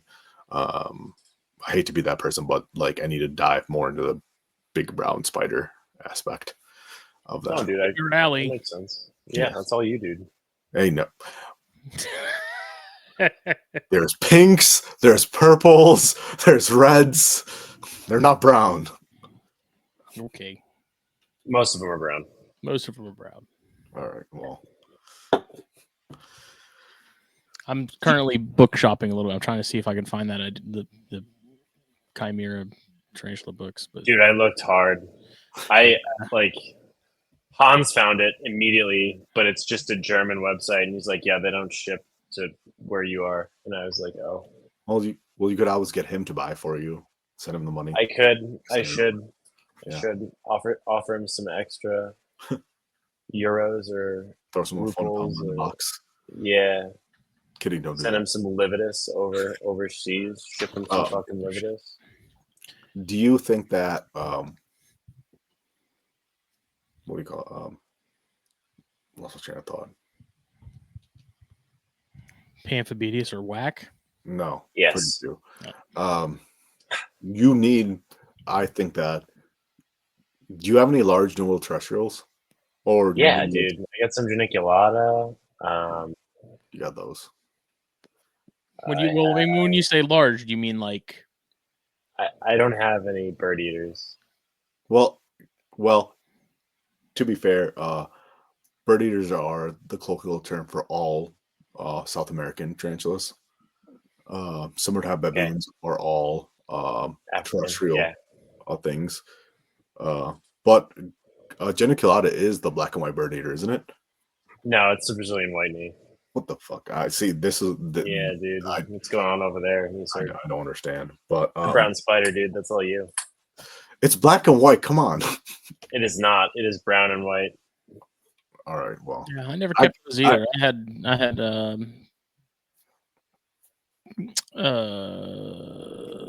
Brocklehursty. no, it was Nahandu. Oh, well. Now Yeah, those are way more hairy. But now it's Vitalis chromatus. It wasn't chromatus though. What was it? Trapepi? Nope. Colorado velocis. Yes, that's Yes. Oh, I had one of those at one point, and that was a fun little spider. It was definitely bold. I can't. yeah. My geniculata are bold as heck. I couldn't deal with I love them. I love Acanthoscuria. I love Nandu. I don't know how you pronounce it. But the thing is, Trapepii's hairs and geniculata / Brocklehursty / I was fine with some of the Acanthoscuria ones, but geniculata, Brocklehursty, because those were commonly mislabeled to one another in the hobby and interbred and hybridized unintentionally. But I can't deal with any of those hairs. I thought they were on par with Theraphosa, and I'm sorry. I will put up with Theraphosa hairs because they're gorgeous. They're big brown spiders, as you guys say. I'll put up with them, but I couldn't deal with something as nervous as some of those guys kicking their hairs. I would have to wear. You should have seen me. I had a sweatshirt on. I had gloves on, like my mom's dishwashing gloves on, and everything. And so my Acanthoscuria are never kicking hairs. It's always my Brachypelma and my GBB. More so my my Brachypelma boimi. That thing is terrible. It really doesn't like me. I don't know what I did. But it's always kicking hairs. Yeah, it just like straight up does not like me. The Acanthoscuria hairs do not bother me. The Brachypelma hairs, they bother me. Not enough where I'm like you, but it's just like, shit, I'm itchy. You know what I mean? Yeah. I'm really curious because I know you had a Theraphosa in the past and it did pass away, unfortunately. I really want you to go get some other Theraphosa just so you could get in this excitement that Justin got. Dude, I considered it. But the Apophysis were like $120 a sling. I'm not. See, I think that's wild. I got mine at Petco and they were like half off. So yeah, I think that's wild just because like seeing the price drop so much because like I was telling you before, I mean like when I was keeping them, they were like 350, 300. 300 was crazy. And that's crazy. I was fortunate to get mine wholesale, so they were a bit cheaper, but they were still like what they were now, like around that price. But if you ever get the chance, I really want you to get on the, other than Acanthoscurria and stuff, just like the I don't know if there's a proper term, but just like the larger New World, like Pamphobedius, Zanustus, like the slings that start off large, that don't go through the different life stage, like some of the like Acanthoscurria and Lasiodora. Their slings look like a Phonopelma slings, like that kind of like with the black mirror patch. Not mirror patch. There's another term for it. I'm forgetting. Then on there, whereas like the other ones that I mentioned, they come out already like ready to go. As well as Formictopus. I feel like you'd love Formictopus. Yeah, I've considered Formictopus. I'm definitely going to pick up some LP slings soon because Dritz just got a sack and he's got like literally infinity of them. I definitely want some Sturmy. Those are my favorite. Really? They're out of the Apophysis, like the Blondie, the Sturmy. I definitely think the Sturmy's the coolest one. I think that's really interesting because usually the Sturmy have been always like the wild caught ones. They've been like, oh, like whenever people ask, what is my Theraphosa and everything, and the 3 questions are, did you buy it from a normal pet store? Right. How much was it? Yeah. It's like, was a wild caught? And those, like, if you're able to answer yes to any of those, like, and it was a cheap enough, then it's there's a Sturmy, and it's one of those things that a lot of people took for granted. They're like, oh, when Blondie came out, when Blondie became more popular in the hobby, everybody gravitated towards them. But Apophysis became that kind of holy grail kind of one, especially because they're colorful. The mature males are colorful, and see, I like the look of the Sturmy. It's very heavy bodied and like it has less it just the way they carry themselves. That is like what I think is so interesting about them. The Apophysis is also really cool too. Like I definitely considered that, but I'm not paying $100 a sling. That's yeah, it would have to be something cool for that. I think you would look Blondie more than or Blondie. Everybody pronounces them differently. I'm not sure which one. But yeah, Apophysis is definitely more leggy as an adult. I know some people claim that their leg span is larger than any of the Theraphosa, but they're not as heavier bodied.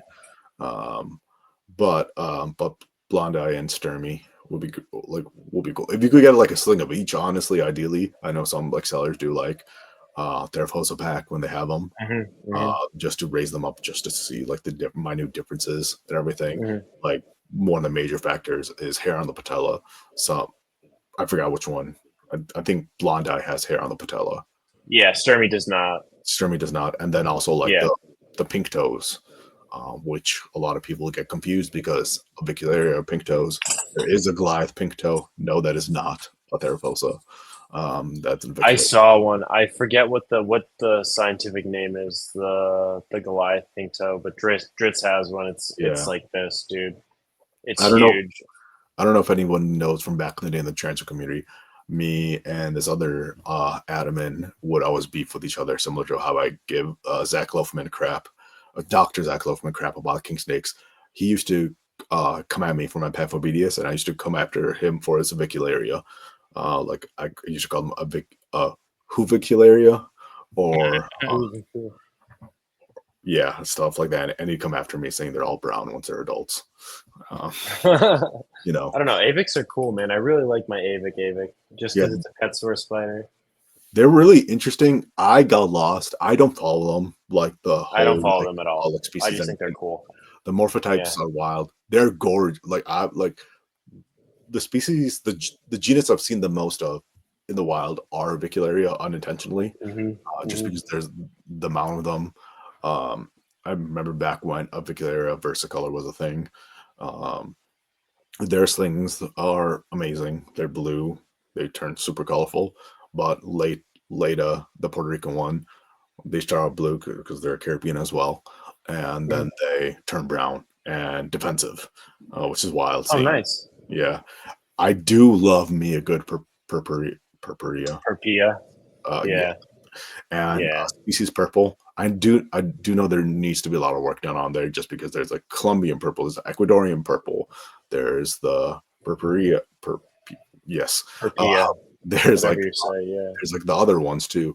So if we could really differentiate what we have a little bit more, or dumb it down for terrestrial people like me. But also the defense mechanism, like, holy crap, they just shoot poop.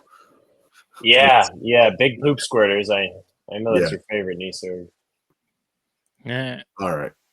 Well, I like the Rufa. As far as avicularia go, I think Rufa are going to be at the top of the list for me. I like the yellow banding. There's something about that look. Metallica. Yeah.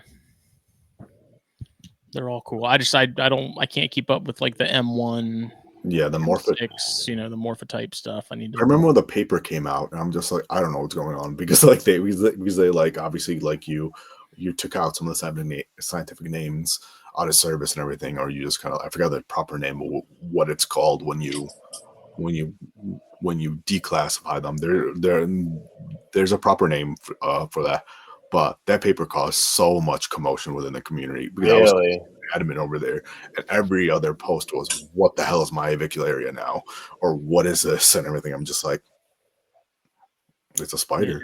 And it makes it even sometimes a little bit more difficult, because a lot of the pet stores, I think they still do this. If you go to like Petco and PetSmart, the majority of the large avicularia that you see are wild caught and wild collected, just because Really?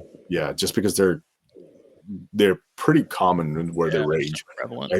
I was able to find unintentionally a number of them wherever I was down there, and I could see them just being like plucked right out during the night, put in a container and move it out. And that's why I think that's what kind of led to people coming up with the SADS acronym, the sudden avicularia death syndrome. Well, it's not really a syndrome. They shouldn't be dying like that, but they're just used to a different kind of environment. I mean, you're going to a completely there's like a stasis there that you're completely removing, in a sense. Yeah, and you're going from somewhere that had as much airflow as you could get to like no airflow. Yeah, and I've said this before, so I don't want to dive into it at all. But like, I don't subscribe to the whole SADS thing. I don't subscribe. Granted, there are some things of any species that may not thrive, just like any animals. But how commonly it was once used, saying my avicularia died. Oh, that happens. Yeah. Does it? Yeah. Probably needs more ventilation. Yeah. Less humidity. Leave it alone. Yeah. Yeah. Yeah, and that's something that Ryan had sort of mentioned when we had him and Jess on from Martial Arachnids. Was like, ventilation matters, but if you also don't really know how book lungs work, then do you really sort of get the whole picture if you're not really understanding? Like, if you recognize that a car has an engine, but you don't know exactly how an engine works, how can you be a mechanic, kind of thing? Yeah. And so that's stuck with me since he mentioned that. And I have an Arachnids book. I forget the author's last name, but it goes into a lot of that stuff. And at some point I'm going to sit down and really read through that book and familiarize myself with a lot of that stuff. Cause I feel the same way with a lot of snake species too. It's like, you should sort of, it doesn't have to be super in depth, but even just a baseline understanding of like physiology and like anatomy and how they function in certain ways that's different from everything else. Like, I feel like you can fix a lot of issues or potential issues if you have just a better understanding of what you're working with. Or even just potentially hypothesize what's going on if you're having issues. Yeah. I also remember in that Martial Arachnids episode, they were talking about keeping their AVIX a lot warmer than people usually do, which I thought was very interesting as well. Yeah, I mean, you're looking at a species that it's a tropical species. And I mean, you're also breaking it down even further. And I'm sure the microclimates especially for slings, Like that probably matters more with those than it would for Bacillotharia or any of the baboons or any a lot of that stuff. I think they're just more nuanced than more fragile, if you will. Yeah, I don't even know if I'd necessarily say fragile. You just that your again your margin for error is just a lot slimmer, and I think it's kind of similar with chondros. Like you give chondros what they need, they're some of the easiest snakes to keep. But it's like if you're trying to get real fancy and put them in a vivarium with dirt, and you've got a mister and a fogger and things like that, it's like you're really just making life harder on yourself. Like it can be done. People can keep them that way. I feel like it opens you up to the potential for there to be more issues that could have been avoided entirely. But I think it's a similar thing with AVIX from everything I've read and heard, recently and in previous years. It's just like you just got to pay a little more attention to them, Yeah, I mean that makes sense. They definitely a little more, like you said, margin for error, smaller, slimmer temperature ranges, higher humidity, high ventilation, arboreal. Makes sense. Yeah, and I had some AVIC babies at one point, some slings. I don't remember what species or where they came from. And I felt like I was it was always, they weren't doing bad. It just felt like they were always kind of struggling a little bit, if that makes sense. Like I feel like I couldn't get them dialed in quite how I should. Needed to be. And I don't know. I ended up losing them. They ended up not doing great, but I think it happens fairly regularly. It's because that was a big topic of conversation at the time. Was the whole sudden AVIC death thing. It's like maybe that's what it was. They just die. It's just not the case. There are some species in reptiles in particular that I do feel like they're not meant for captivity and they do die really well. But I also think aquatic snakes, some of those species, they require a lot of dedication, time wise and detail wise. That's what the problem is a lot of people aren't willing to give them that. Yeah, I definitely agree with that. It's like there's some species like whip snake, like coach whips and then racers and stuff. A lot of people I've seen like selling, not a lot of people, but people selling wild caughts and them just not thriving. But I'm happy that there's people like zero surprise to me that that's the case, because it's like you're gonna, especially if you're talking wild caught and you're talking like Eastern coach whips in particular. I feel like Westerns aren't as much the case, but Eastern, man, it's like you're taking an animal that's used to having several acres worth of space and anything it could possibly need, and then putting it in a much, much, much smaller box. And it's like, of course it's going to rub its face raw. Like, of course it's never going to settle down. Of course it's and it eats lizards too. Yeah, just and then that's why like I'm glad people like Connor Wardle. He's doing great with a lot of the species that like people aren't normally able to keep. Hopefully he's able to start getting some good like getting them going, because like his I think he has some night snakes. Yeah, the Hypsoglenna, and then the lyre snakes. I feel bad because those are the only those kind of native species. Though I only know the common names. I don't know the species name from those. But we talk and everything, and his I was asking him at one point, I'm like, what's your setup for racers and stuff? And he told me all this. I'm just like, damn, you really have this on lock, or you really do well. I think he got rid of, was it the buttermilk racers? What's the species name for that? It's over my head. But those I would, I don't know if he's still working with them. I think he got rid of them. He did a pretty decent downsize, I think, not that long ago. Yeah, I was like, crap. I really want some like F1s or like from those. I would love some of those Hypsoglenna. I would love to try Hypsoglenna. I feel like I would really enjoy them after seeing them in Texas, dude. Those are such cool little snakes. But I don't want to deal with lizards. Yeah. Speaking of that, I think that being able to see a species in the wild and then going back and having that or working with that species gives you like such a more like like, dude, I picked up and played with every single one of those we found, and we would find a couple a night, and it was like I gotta play with each and every one of them. They're so cool. There's awesome little snakes, man. yeah, definitely. I mean, like, I was like that up in like with the phone and Palma even. That's why, like, that's why I'm like, yo, let's all go on a let's all go to Arizona, rent a car. Back to West Texas, dude. I don't know any. They got a phone Palma out there. They got but it's night not. snakes and beards and. But it's too big of a state. Arizona. I'm just a small boy. I'm a young kid. Tiny. But both Arizona, it was really cool because like within like 3 hours you could hit multiple different biomes and you can find multiple different species. Yeah, you're not doing that in Texas, dude. In Texas, yeah. So that's what because leaving the hotel and our first stop is 3 hours away.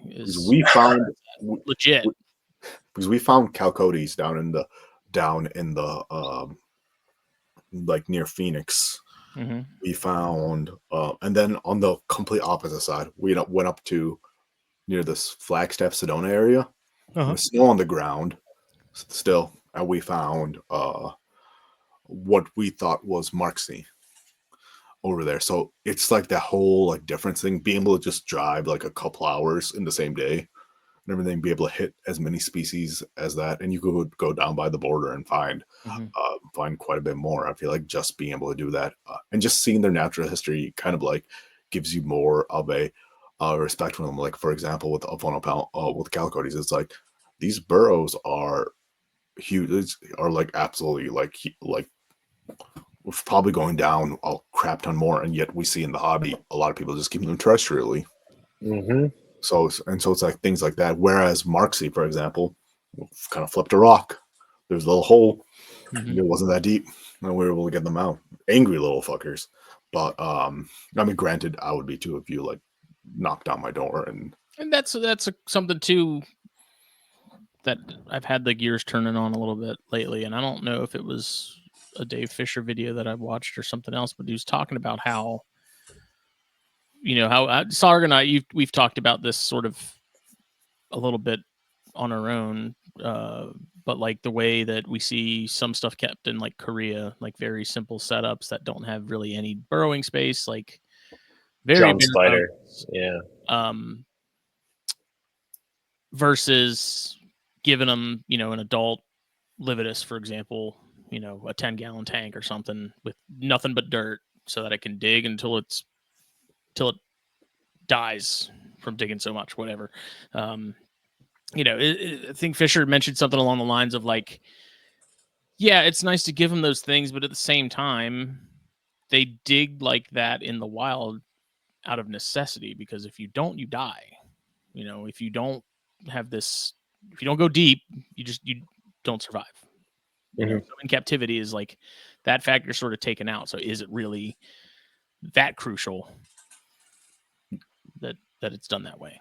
Yeah, definitely. I mean, there's some people that subscribe. I mean, I'm not going to say what's right or what's wrong at all. And I'm not saying one way or the other is. I mean, I think it's been pretty well proven at this point that both work. Yeah, and just down to how you feel you want to do it. Yeah, definitely. And I know like some people in Korea, I mean, what they're doing is like successful too. They've bred a hell of a lot more species than we have probably in the States. But I know someone I was talking to, he views the enclosure more so as like its burrow, right, as their hide. So that's why, like for example, with Haplopalma, with some species of Haplopalma, Seriopagabus, Kilbrachys, they'll web the crap out of their enclosure if they're not given like the proper. I mean, again, preface: this is some species on the entire genus. They will web up the entire enclosure if the substrate isn't deep enough. It becomes like the hibernaculum. Yeah, that's what. Yeah, and I guess the downside of that is like, well, you may have a flightier spider, especially when you take off the lid tune enclosure. I know with my Fimbriatus, they're not one of the species that like I mean, they just web in general, at least in my experience, regardless if you give them enough space. Right. I know it was one of the ones that I had to be kind of like careful about, just because every single time I ruined the enclosure, it sucked, or the lid to feed them. some of the webbing will get undone, and that's how they would react accordingly. Like, what the hell did you just do? You like took the roof off my house and everything. So that's just like some things you have to keep in mind, and I feel like everybody has to make their own decision when it comes to that. Not one's right or wrong as long as the animal's being cared for properly, in my opinion. Right. As long as you're not like constantly like if you have it in a smaller enclosure, don't go opening it up all the time. Just like Well, again, it's also like, are you making things harder on yourself for no real reason? Like, I wouldn't want to keep a lividus in just a deli, like one of the 10-inch round delis, like permanently, and like that sounds terrible because every time I gotta open that thing, it's gonna be a thing, you know. And it's like, I would much rather I can do what I need to do. It's burrowed, like, cool. And then the only anxiety is when you have to rehouse it. Right. When I was at Dritz, we talked about enclosure and setups a lot because I keep my my Haiti female in a T-crib large coffin, and that is a terrible enclosure to protect a male in. He keeps like literally awful to protect a male. So he keeps all his spiders like basically in an enclosure that he can actively protect a male if he needs to. That's kind of how he sets them up. And with the lividus, he was when we did the lividus pairing, he was talking about how they like she webbed up the entire like little tub or whatever, and like she didn't have a burrow, but she had like a circular loop tunnel that she made, and like that was kind of like her burrow, and it made it very, very easy to intervene and protect that male. And she actually, like for a lividus, was pretty well behaved when he opened the lid and everything, you know. So it can be done. It can be done well, like you guys were alluding to. Just takes a little nuance. Yeah, definitely. And I like how you mentioned that kind of like donut kind of shape. That's done. I've seen like I've had that happen to me with like my Balfouri, for example, and my Herpactera pulchripes, however you want to call it. Yeah. And that goes into another thing. Mature males, for example, a lot of people, well, not a lot of people, people that I know, when they want to like prolong the longevity of a male, this kind of sounds bad, but at the same time, it makes sense. And as long as you're like feeding and watering it properly, move the male into a smaller enclosure, so it's not expending as much energy walking around, because they'll just like walk themselves to death, or they will just do that because that's what they're kind of like meant to do. A lot of people will ask like, why is he wandering so much? Is there something I'm doing looking wrong? for love, dude? Yeah, I mean, that's what they're built in to do. And especially if it's a more rare or uncommon species, it's good to kind of step it down to a smaller enclosure so you could prolong them, keep things keep them hydrated, keep a water dish close to them so they always know where it's at. That's my Haiti male. This is what I keep him in. Yeah, I mean, and I keep it moist, and he does exactly what he needs to do, and he's right here. He's constantly looking for women, constantly. I mean, same, but just like but yeah, no, I mean, it's things like that. I mean, like, yes, there's limits to what we should do ethically, but at the same time, there's a lot of subjectivity to that. Yeah, it's like like anything with the anecdotal crossroads. Don't be quick to jump on another person's idea or jump on what one person's doing without fully knowing everything. I feel like that's one thing that, again, because back in the day, what did we keep? Well, this predates me, and this is a lot because I'm old now. But vermiculite, 100% vermiculite was a preferred substrate. I just saw someone post on ArachNerds Classifieds getting rid of one of their snakes. And he's like, I mean, one of his tarantulas. And he's like, I've been keeping for like 40 years or whatever. And he had it on vermiculite. Everybody hopped on him and he was genuinely confused. And he's like, this is what people kept him on and everything. He's like, it's totally fine. And just like, all right. And now we know that kind of, I don't know that many newer people do it, but I know like even like the older people back, like they don't do that anymore. I feel like that's not necessarily because it's just frowned upon now. I think it's just one of those things, people stopped doing it because other options became available, and vermiculite's the worst. Better. Yeah. Vermiculite's a pain, dude. Like, I don't even use vermiculite for eggs. I hate vermiculite, man. I hate the glitter effect where you can't get it off of you. You get it on your hands. You're going to be finding it for days in places you didn't even come in contact with it. See, I I love vermiculite. I'll snort that. I hate it. I'm kidding. Hate it. But I've I had do. Good to know. 5 years and never use it. I do hate it. I do hate it as well. I try to avoid it, but I do like its moisture retaining properties. So that's why I did mix it in with my substrate, being that most of my collection was tropical. And it would always be like slowly less and less. And then I started incorporating sphagnum moss. So I'm just like, you know what, I'm going to blend up some sphagnum moss and just throw it in. And that was good too. And then I switched to like an ABG kind of mix. ABG is Atlanta Botanical Garden. It helped. It's like what I was using for my plants. I'm just like, might as well use it for my tarantulas too. And I can see Oh, nice. being everything, added to so. like a mix and working well, but it wouldn't be a lot. Like the number of parts of vermiculite to everything else. Oh yeah, no, definitely. And there was I see it helping with structure a little bit as far as burrows and stuff. yeah, and then there was a phase back in the day where you would add a layer of vermiculite at the bottom, and then everything else, just to be like, oh hey, so you don't have to, because bottom watering, or not bottom watering, just keeping the bottom layers moist was a bigger thing, because they're like, oh, why do we keep on getting mold? Why do we keep on getting like fungus gnats and everything? I'm like, well, to avoid that, you just moisten the bottom layers. They're not going to be a problem if you moisten the bottom layers.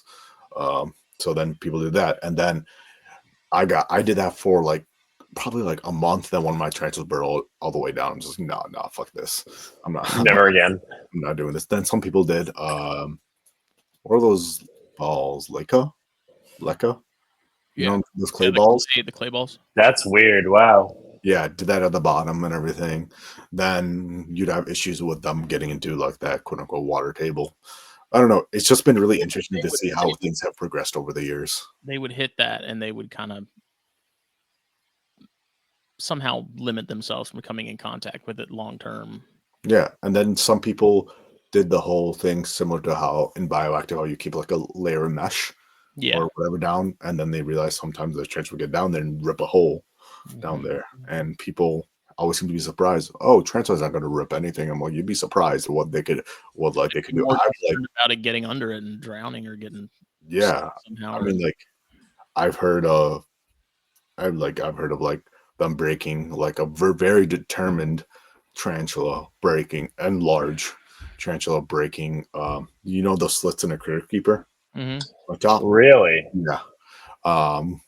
But I've also seen on the flip side, someone trying to do that and one of their fangs broke, or like something happened. And I know this one person, he posted one where tarantula lost both of its fangs, so he had to like create like a slurry kind of mix because they weren't able to mash it up themselves. So that was like, first of all, that's dedication.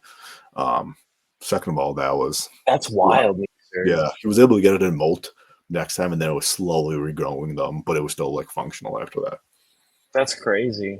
Yeah, it's the same thing if you ever if you keep tarantulas long enough, unfortunately molt issues may be a thing. I was one of my Pamphobetes Cygnus, for example. It was when they first came in the country. I was absolutely like babying the hell out of them because one, they were expensive as all hell. I'm not saying pricing like affects like is determined there. I would have done that for any of my tarantulas, but that just made it a little bit more, just because being a college student at the time, it's like that's a pricey animal. And so one of them kind of got stuck in its mold. So I was sitting there, moist paintbrush, a pair of tweezers, and a toothpick, slowly getting the legs out. I was able to get them out. Couldn't move them, so I had to pre-kill the prey, put it underneath for a while, and it was able to drag around a bit. But unfortunately, during the next molt, there was another complication, and it passed. That's wild, me, sir. Yeah, that's crazy. It's a length that some would go. I mean, I get it. Not everyone. If you don't want to do that, that's completely fine. I mean, it's up to. I mean, I didn't. The only reason why I did it was I felt like it was large enough where I could be able to do that. And worst comes to worst, I knew that if the legs weren't coming out properly, you can amputate them, quote unquote, yourself. They do have a kind of valve kind of system with their legs where if they lose one, they could kind of close it off so they don't lose hemolymph like that. but at the same time, it has to be at a proper spot. Otherwise, they may be quote unquote bleeding out. Mhm. But yeah, no, that was, I don't know if I'd want to spend, or I don't know if I have the dexterity anymore to do that. Because that took a good like 45 minutes working on just like 2 legs trying to get out of Yeah, it sounds crazy, dude. 1.5 inches. So Yeesh. it was brutal. Yeah. As far as sort of going back to the cobalt blue slings and stuff, you had them in the deli with the spag. You had them in the incubator. At what point did you separated them recently? So how long was it from the time that you would cut open the sack and they were in there to where you felt comfortable separating them? And Dritz gave me a time frame. I forget what it was, but I got the sack on March 19th and I opened it and they were good on March 19th. And then they crawled out on April 1st. Okay. They molted and crawled out on April 1st, and then they molted again. Let me see. They were really, really dark, and they molted again like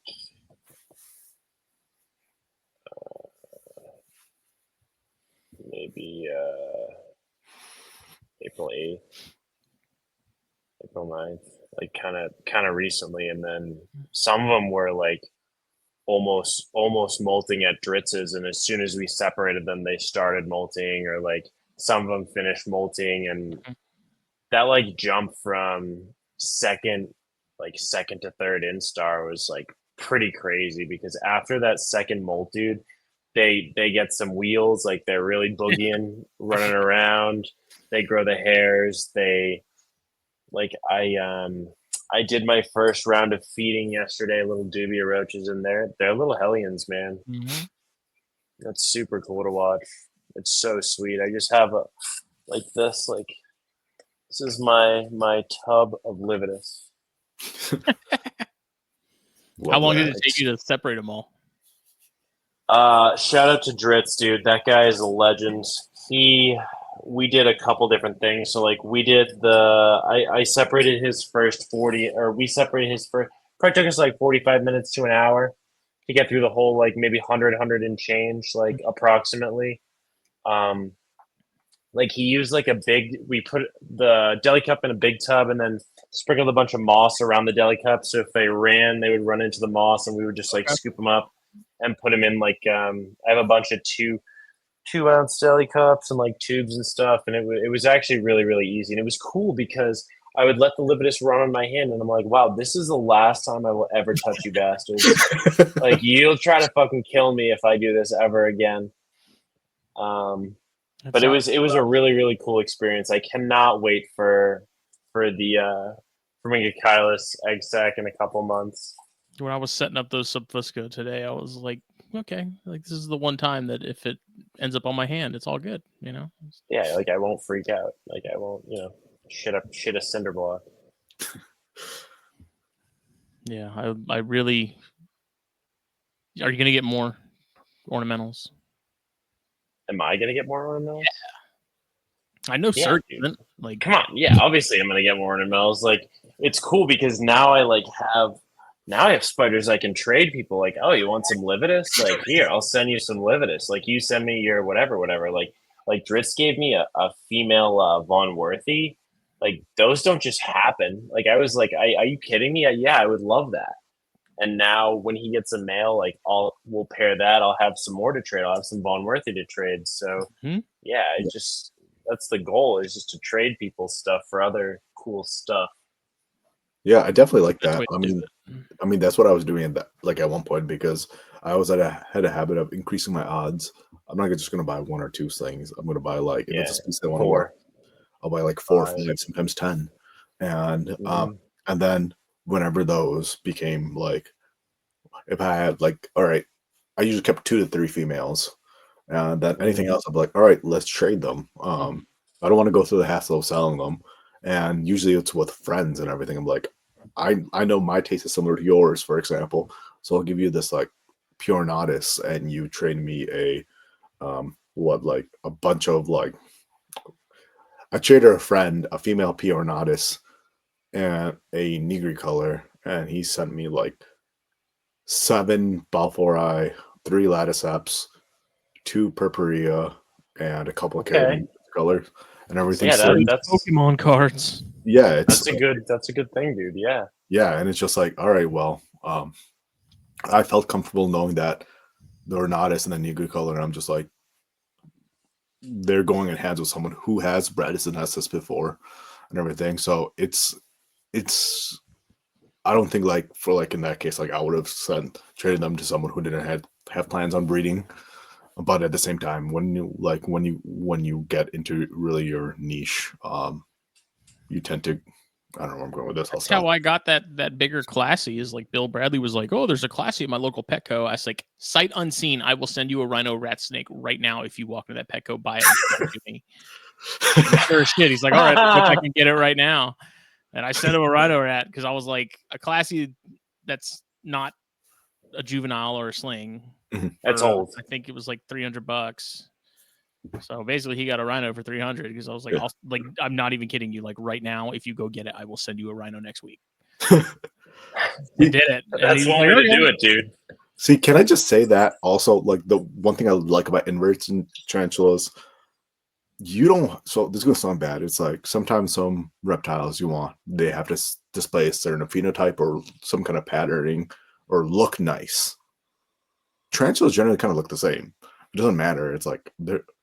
I get it. It's like if you really nitpick it, like, oh, some Pamphobedia are like, oh, this one is a little bit more colorful at this stage than the other one because they don't all go through the same color stage, but they all generally look the same.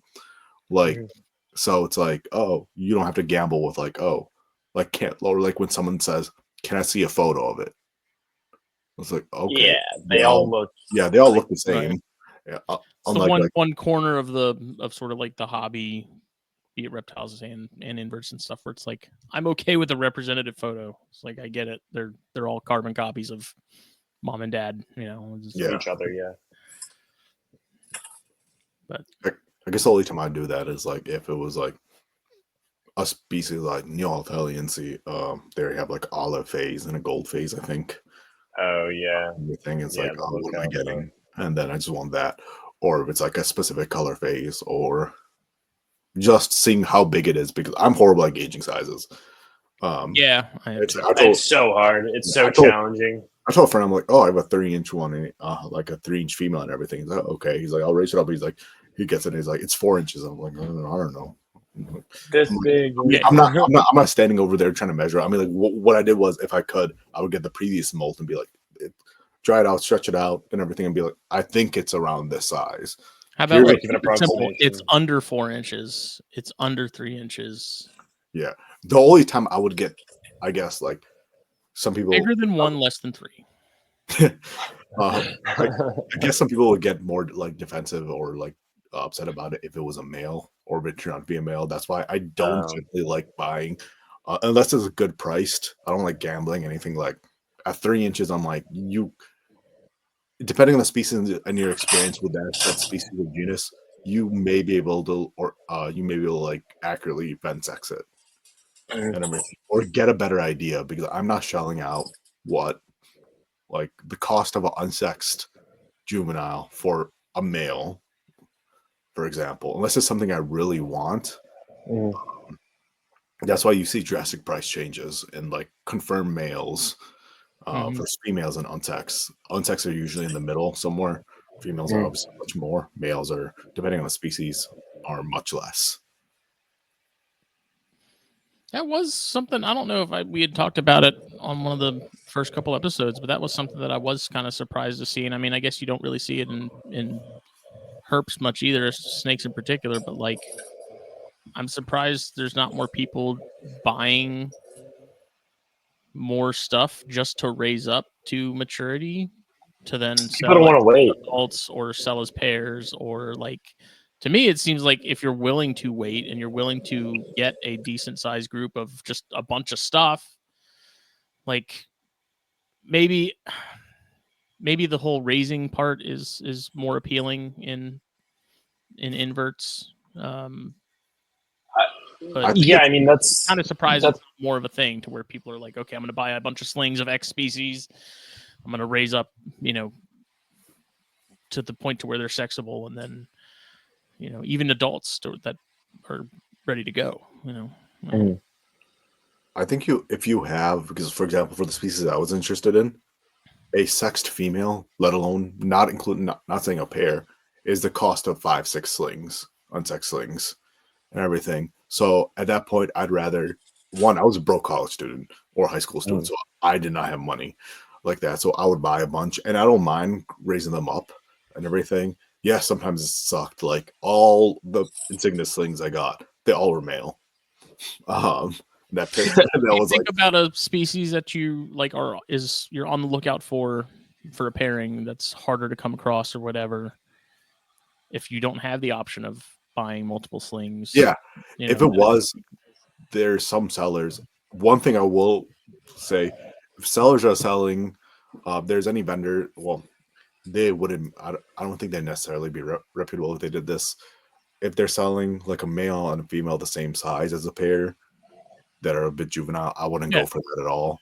Usually, some like Steve at ArachNerds, he's really good about this. He'll sell like a female that's 2 or 3 inches larger than the male. So you have some time for the male to raise up. Because I've seen people who are like, oh, I just bought like a confirmed female 5-inch and a male that's mature that's 5 inches. I'm like, well, that female is probably not mature. Judging by the photo, and I don't think that male is going to be around for that significant amount of time. But yeah, I completely get what you mean, especially if you want a fast tracker project, a slower growing species, or just in general, like if you just wanted like be able to work with them quicker and not have to raise a bunch up. That definitely makes sense. I would definitely hop on that. I think now that I have some more like disposable funds, if it's something that I really want to work with, and I know that like I don't know if I'll be able, if there's going to be another, because sometimes some people will import pairs, right, and everything. For example, one thing I haven't seen ever since Zenessus species, Zenessus ammonis long hair, and Zenessus ammonis short hair. I haven't seen those labels in the United States except for one. And they were all slings, which was a little bit kind of like depressing a bit, just because it was just like, oh, now you have to be really careful about slowing down a male. Not as much as like other species, other New World species, because they don't mature as fast, but still relatively fast. So you have to cool them down a bit. The moment you figure out they're males, that's when I had a friend with a microscope and everything just to fact check me. I'm like, oh, I need to cool this male down. I can't be feeding him regularly as much, as bad as that sounds. Like drop him into a cooler room and everything. I'm not saying cold, you don't want to freeze the thing, but just like noticeably cooler, or put them on the bottom shelf next to the floor and feed the female more so, in hopes of getting to that point where the male will still not be even mature yet by the time the female's mature. So when I was pairing at Dritzo's place, he told me that he feels that female spiders mature a lot smaller and a lot sooner than people think. And he hypothesizes that snakes. Yep, the reason males are so small is because the females mature at the size that the males do. So he was convinced, like, I don't want to say convinced, but he hypothesized that like a male can breed a female of his same size and that female will be mature. Like she does not always have to be giant and very old. Yeah, as big as possible, as old as possible. Yeah. See, as long as a spermatheca is scleroterized, then the female is good to go. It could be smaller than when the male matures. It could be larger. I know with some, the issue becomes there's been times where males have killed the females before. You don't, so that's why you don't want a huge size difference with the male and the female. I think it was with Pokey. There was a pair of Metallicas back in the day someone had, and the male was bigger than the female, I think. Wow. They ended up cohabiting them to breed them. They woke up the next morning, or the male was alive. That's crazy. It's stuff like I 100% like, as long as the spermatheca is scleroterized, that means she's mature. She's able to accept sperm and reproduce. But it becomes to be like, are you because sometimes the males could be too like not aggressive, but like too like, all right, I'm going to go at it and Eager. everything, and just like overpower the female completely. Granted, I mean, like, I get it. You don't want that to happen because females are inherently not just monetary wise, but just like more expensive, just because Mhm.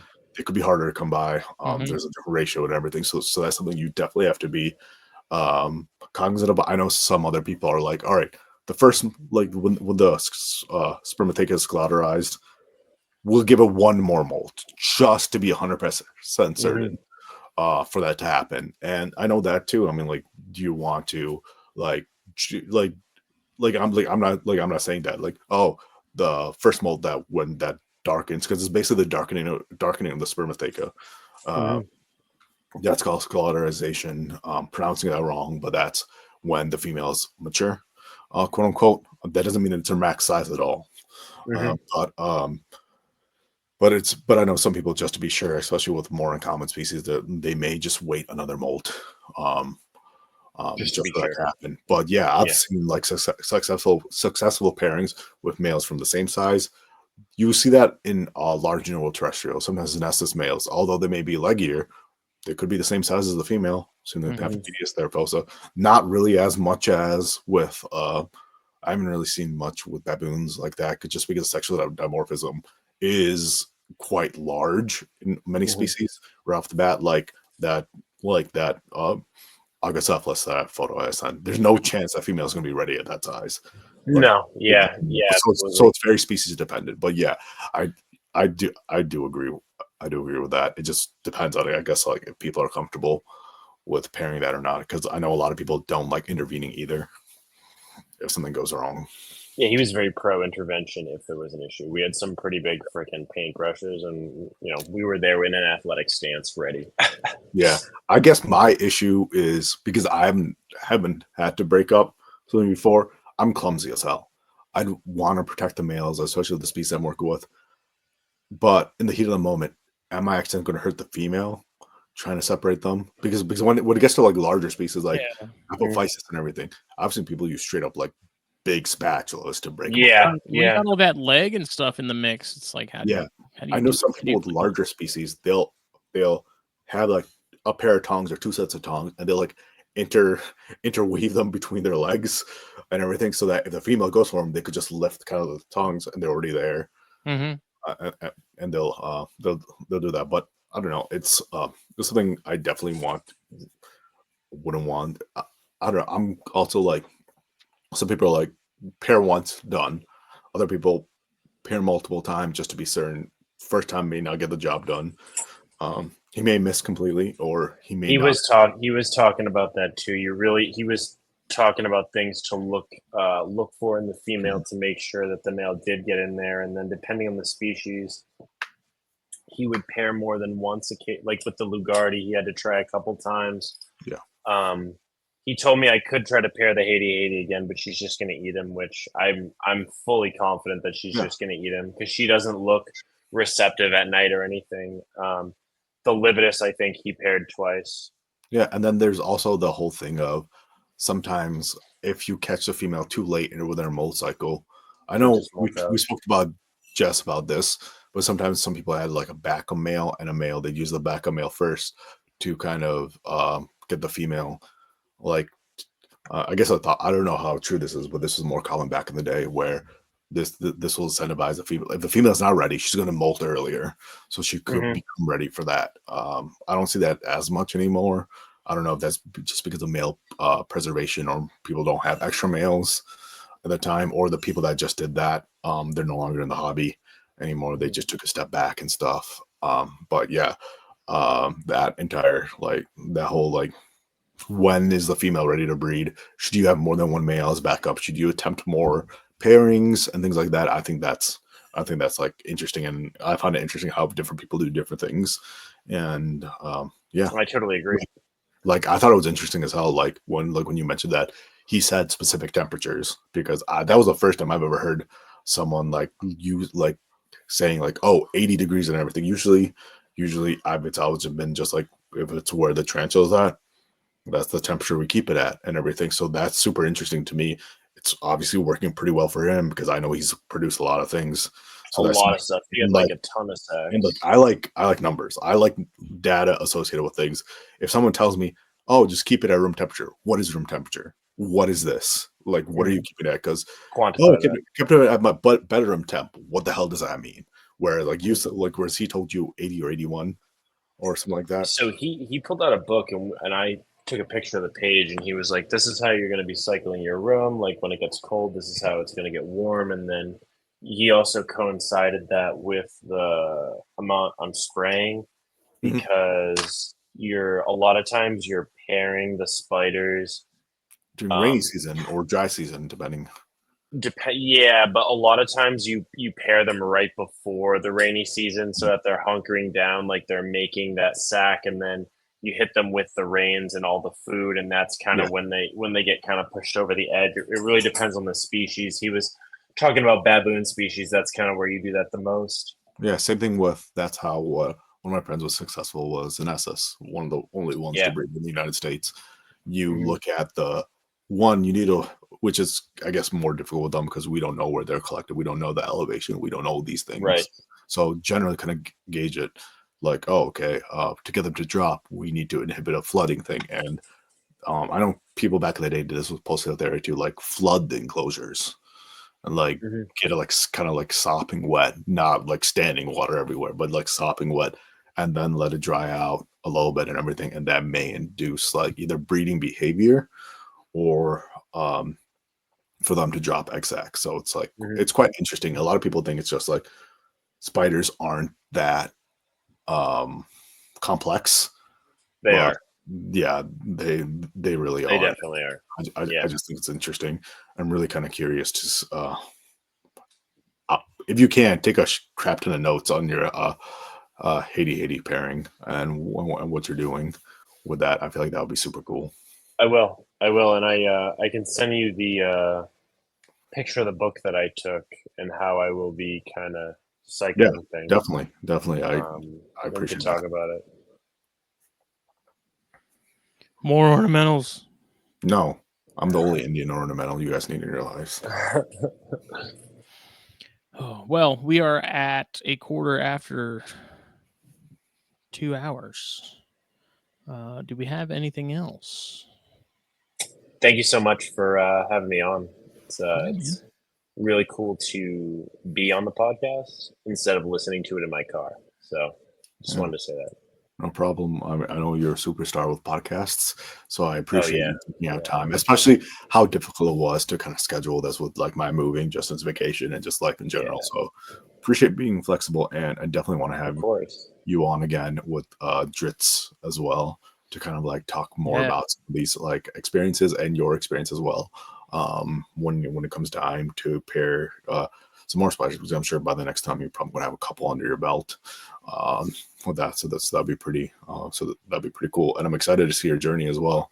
Not too many people in the hobby go from 1 year just starting, and then next year having egg sacks and planning on breeding. So I'm sure you'll become an integral part within the tarantula hobby, and I'm excited to see where that takes you. We'll see. I mean, I guess I got really lucky, living close to Dritz, and then also just buying that Lividus from that random bald guy with tattoos. So stars aligned a little bit, and I do hope that I'm able to kind of continue pushing forward. I do plan to do more projects with him in the future, and I did talk to him about this podcast, and he said that he'd definitely be willing to spread the good word, and talk to you guys about stuff. Just because he's a friggin' book of knowledge, dude. He's been doing this for like almost as long as I've been alive, so you know what I mean. Like he's got the experience. Yeah, definitely. And awesome. There's no one way, or what's the quote? There's no one way or the right way to do. Well, there's a right way. There's more than one way to skin a cat. There you go. Yes, English is hard today. Yeah. Well, this episode, as always, brought to you by FulviusApparel.com. Spring sale happening now until May 9th. 15% off site-wide. Go check it out. Snakes and Stogies is happening Monday. Flipping 10, I think they're still live right now, so we'll have that uploaded probably tomorrow. along with this, and we will see everybody later. See you Cool. guys.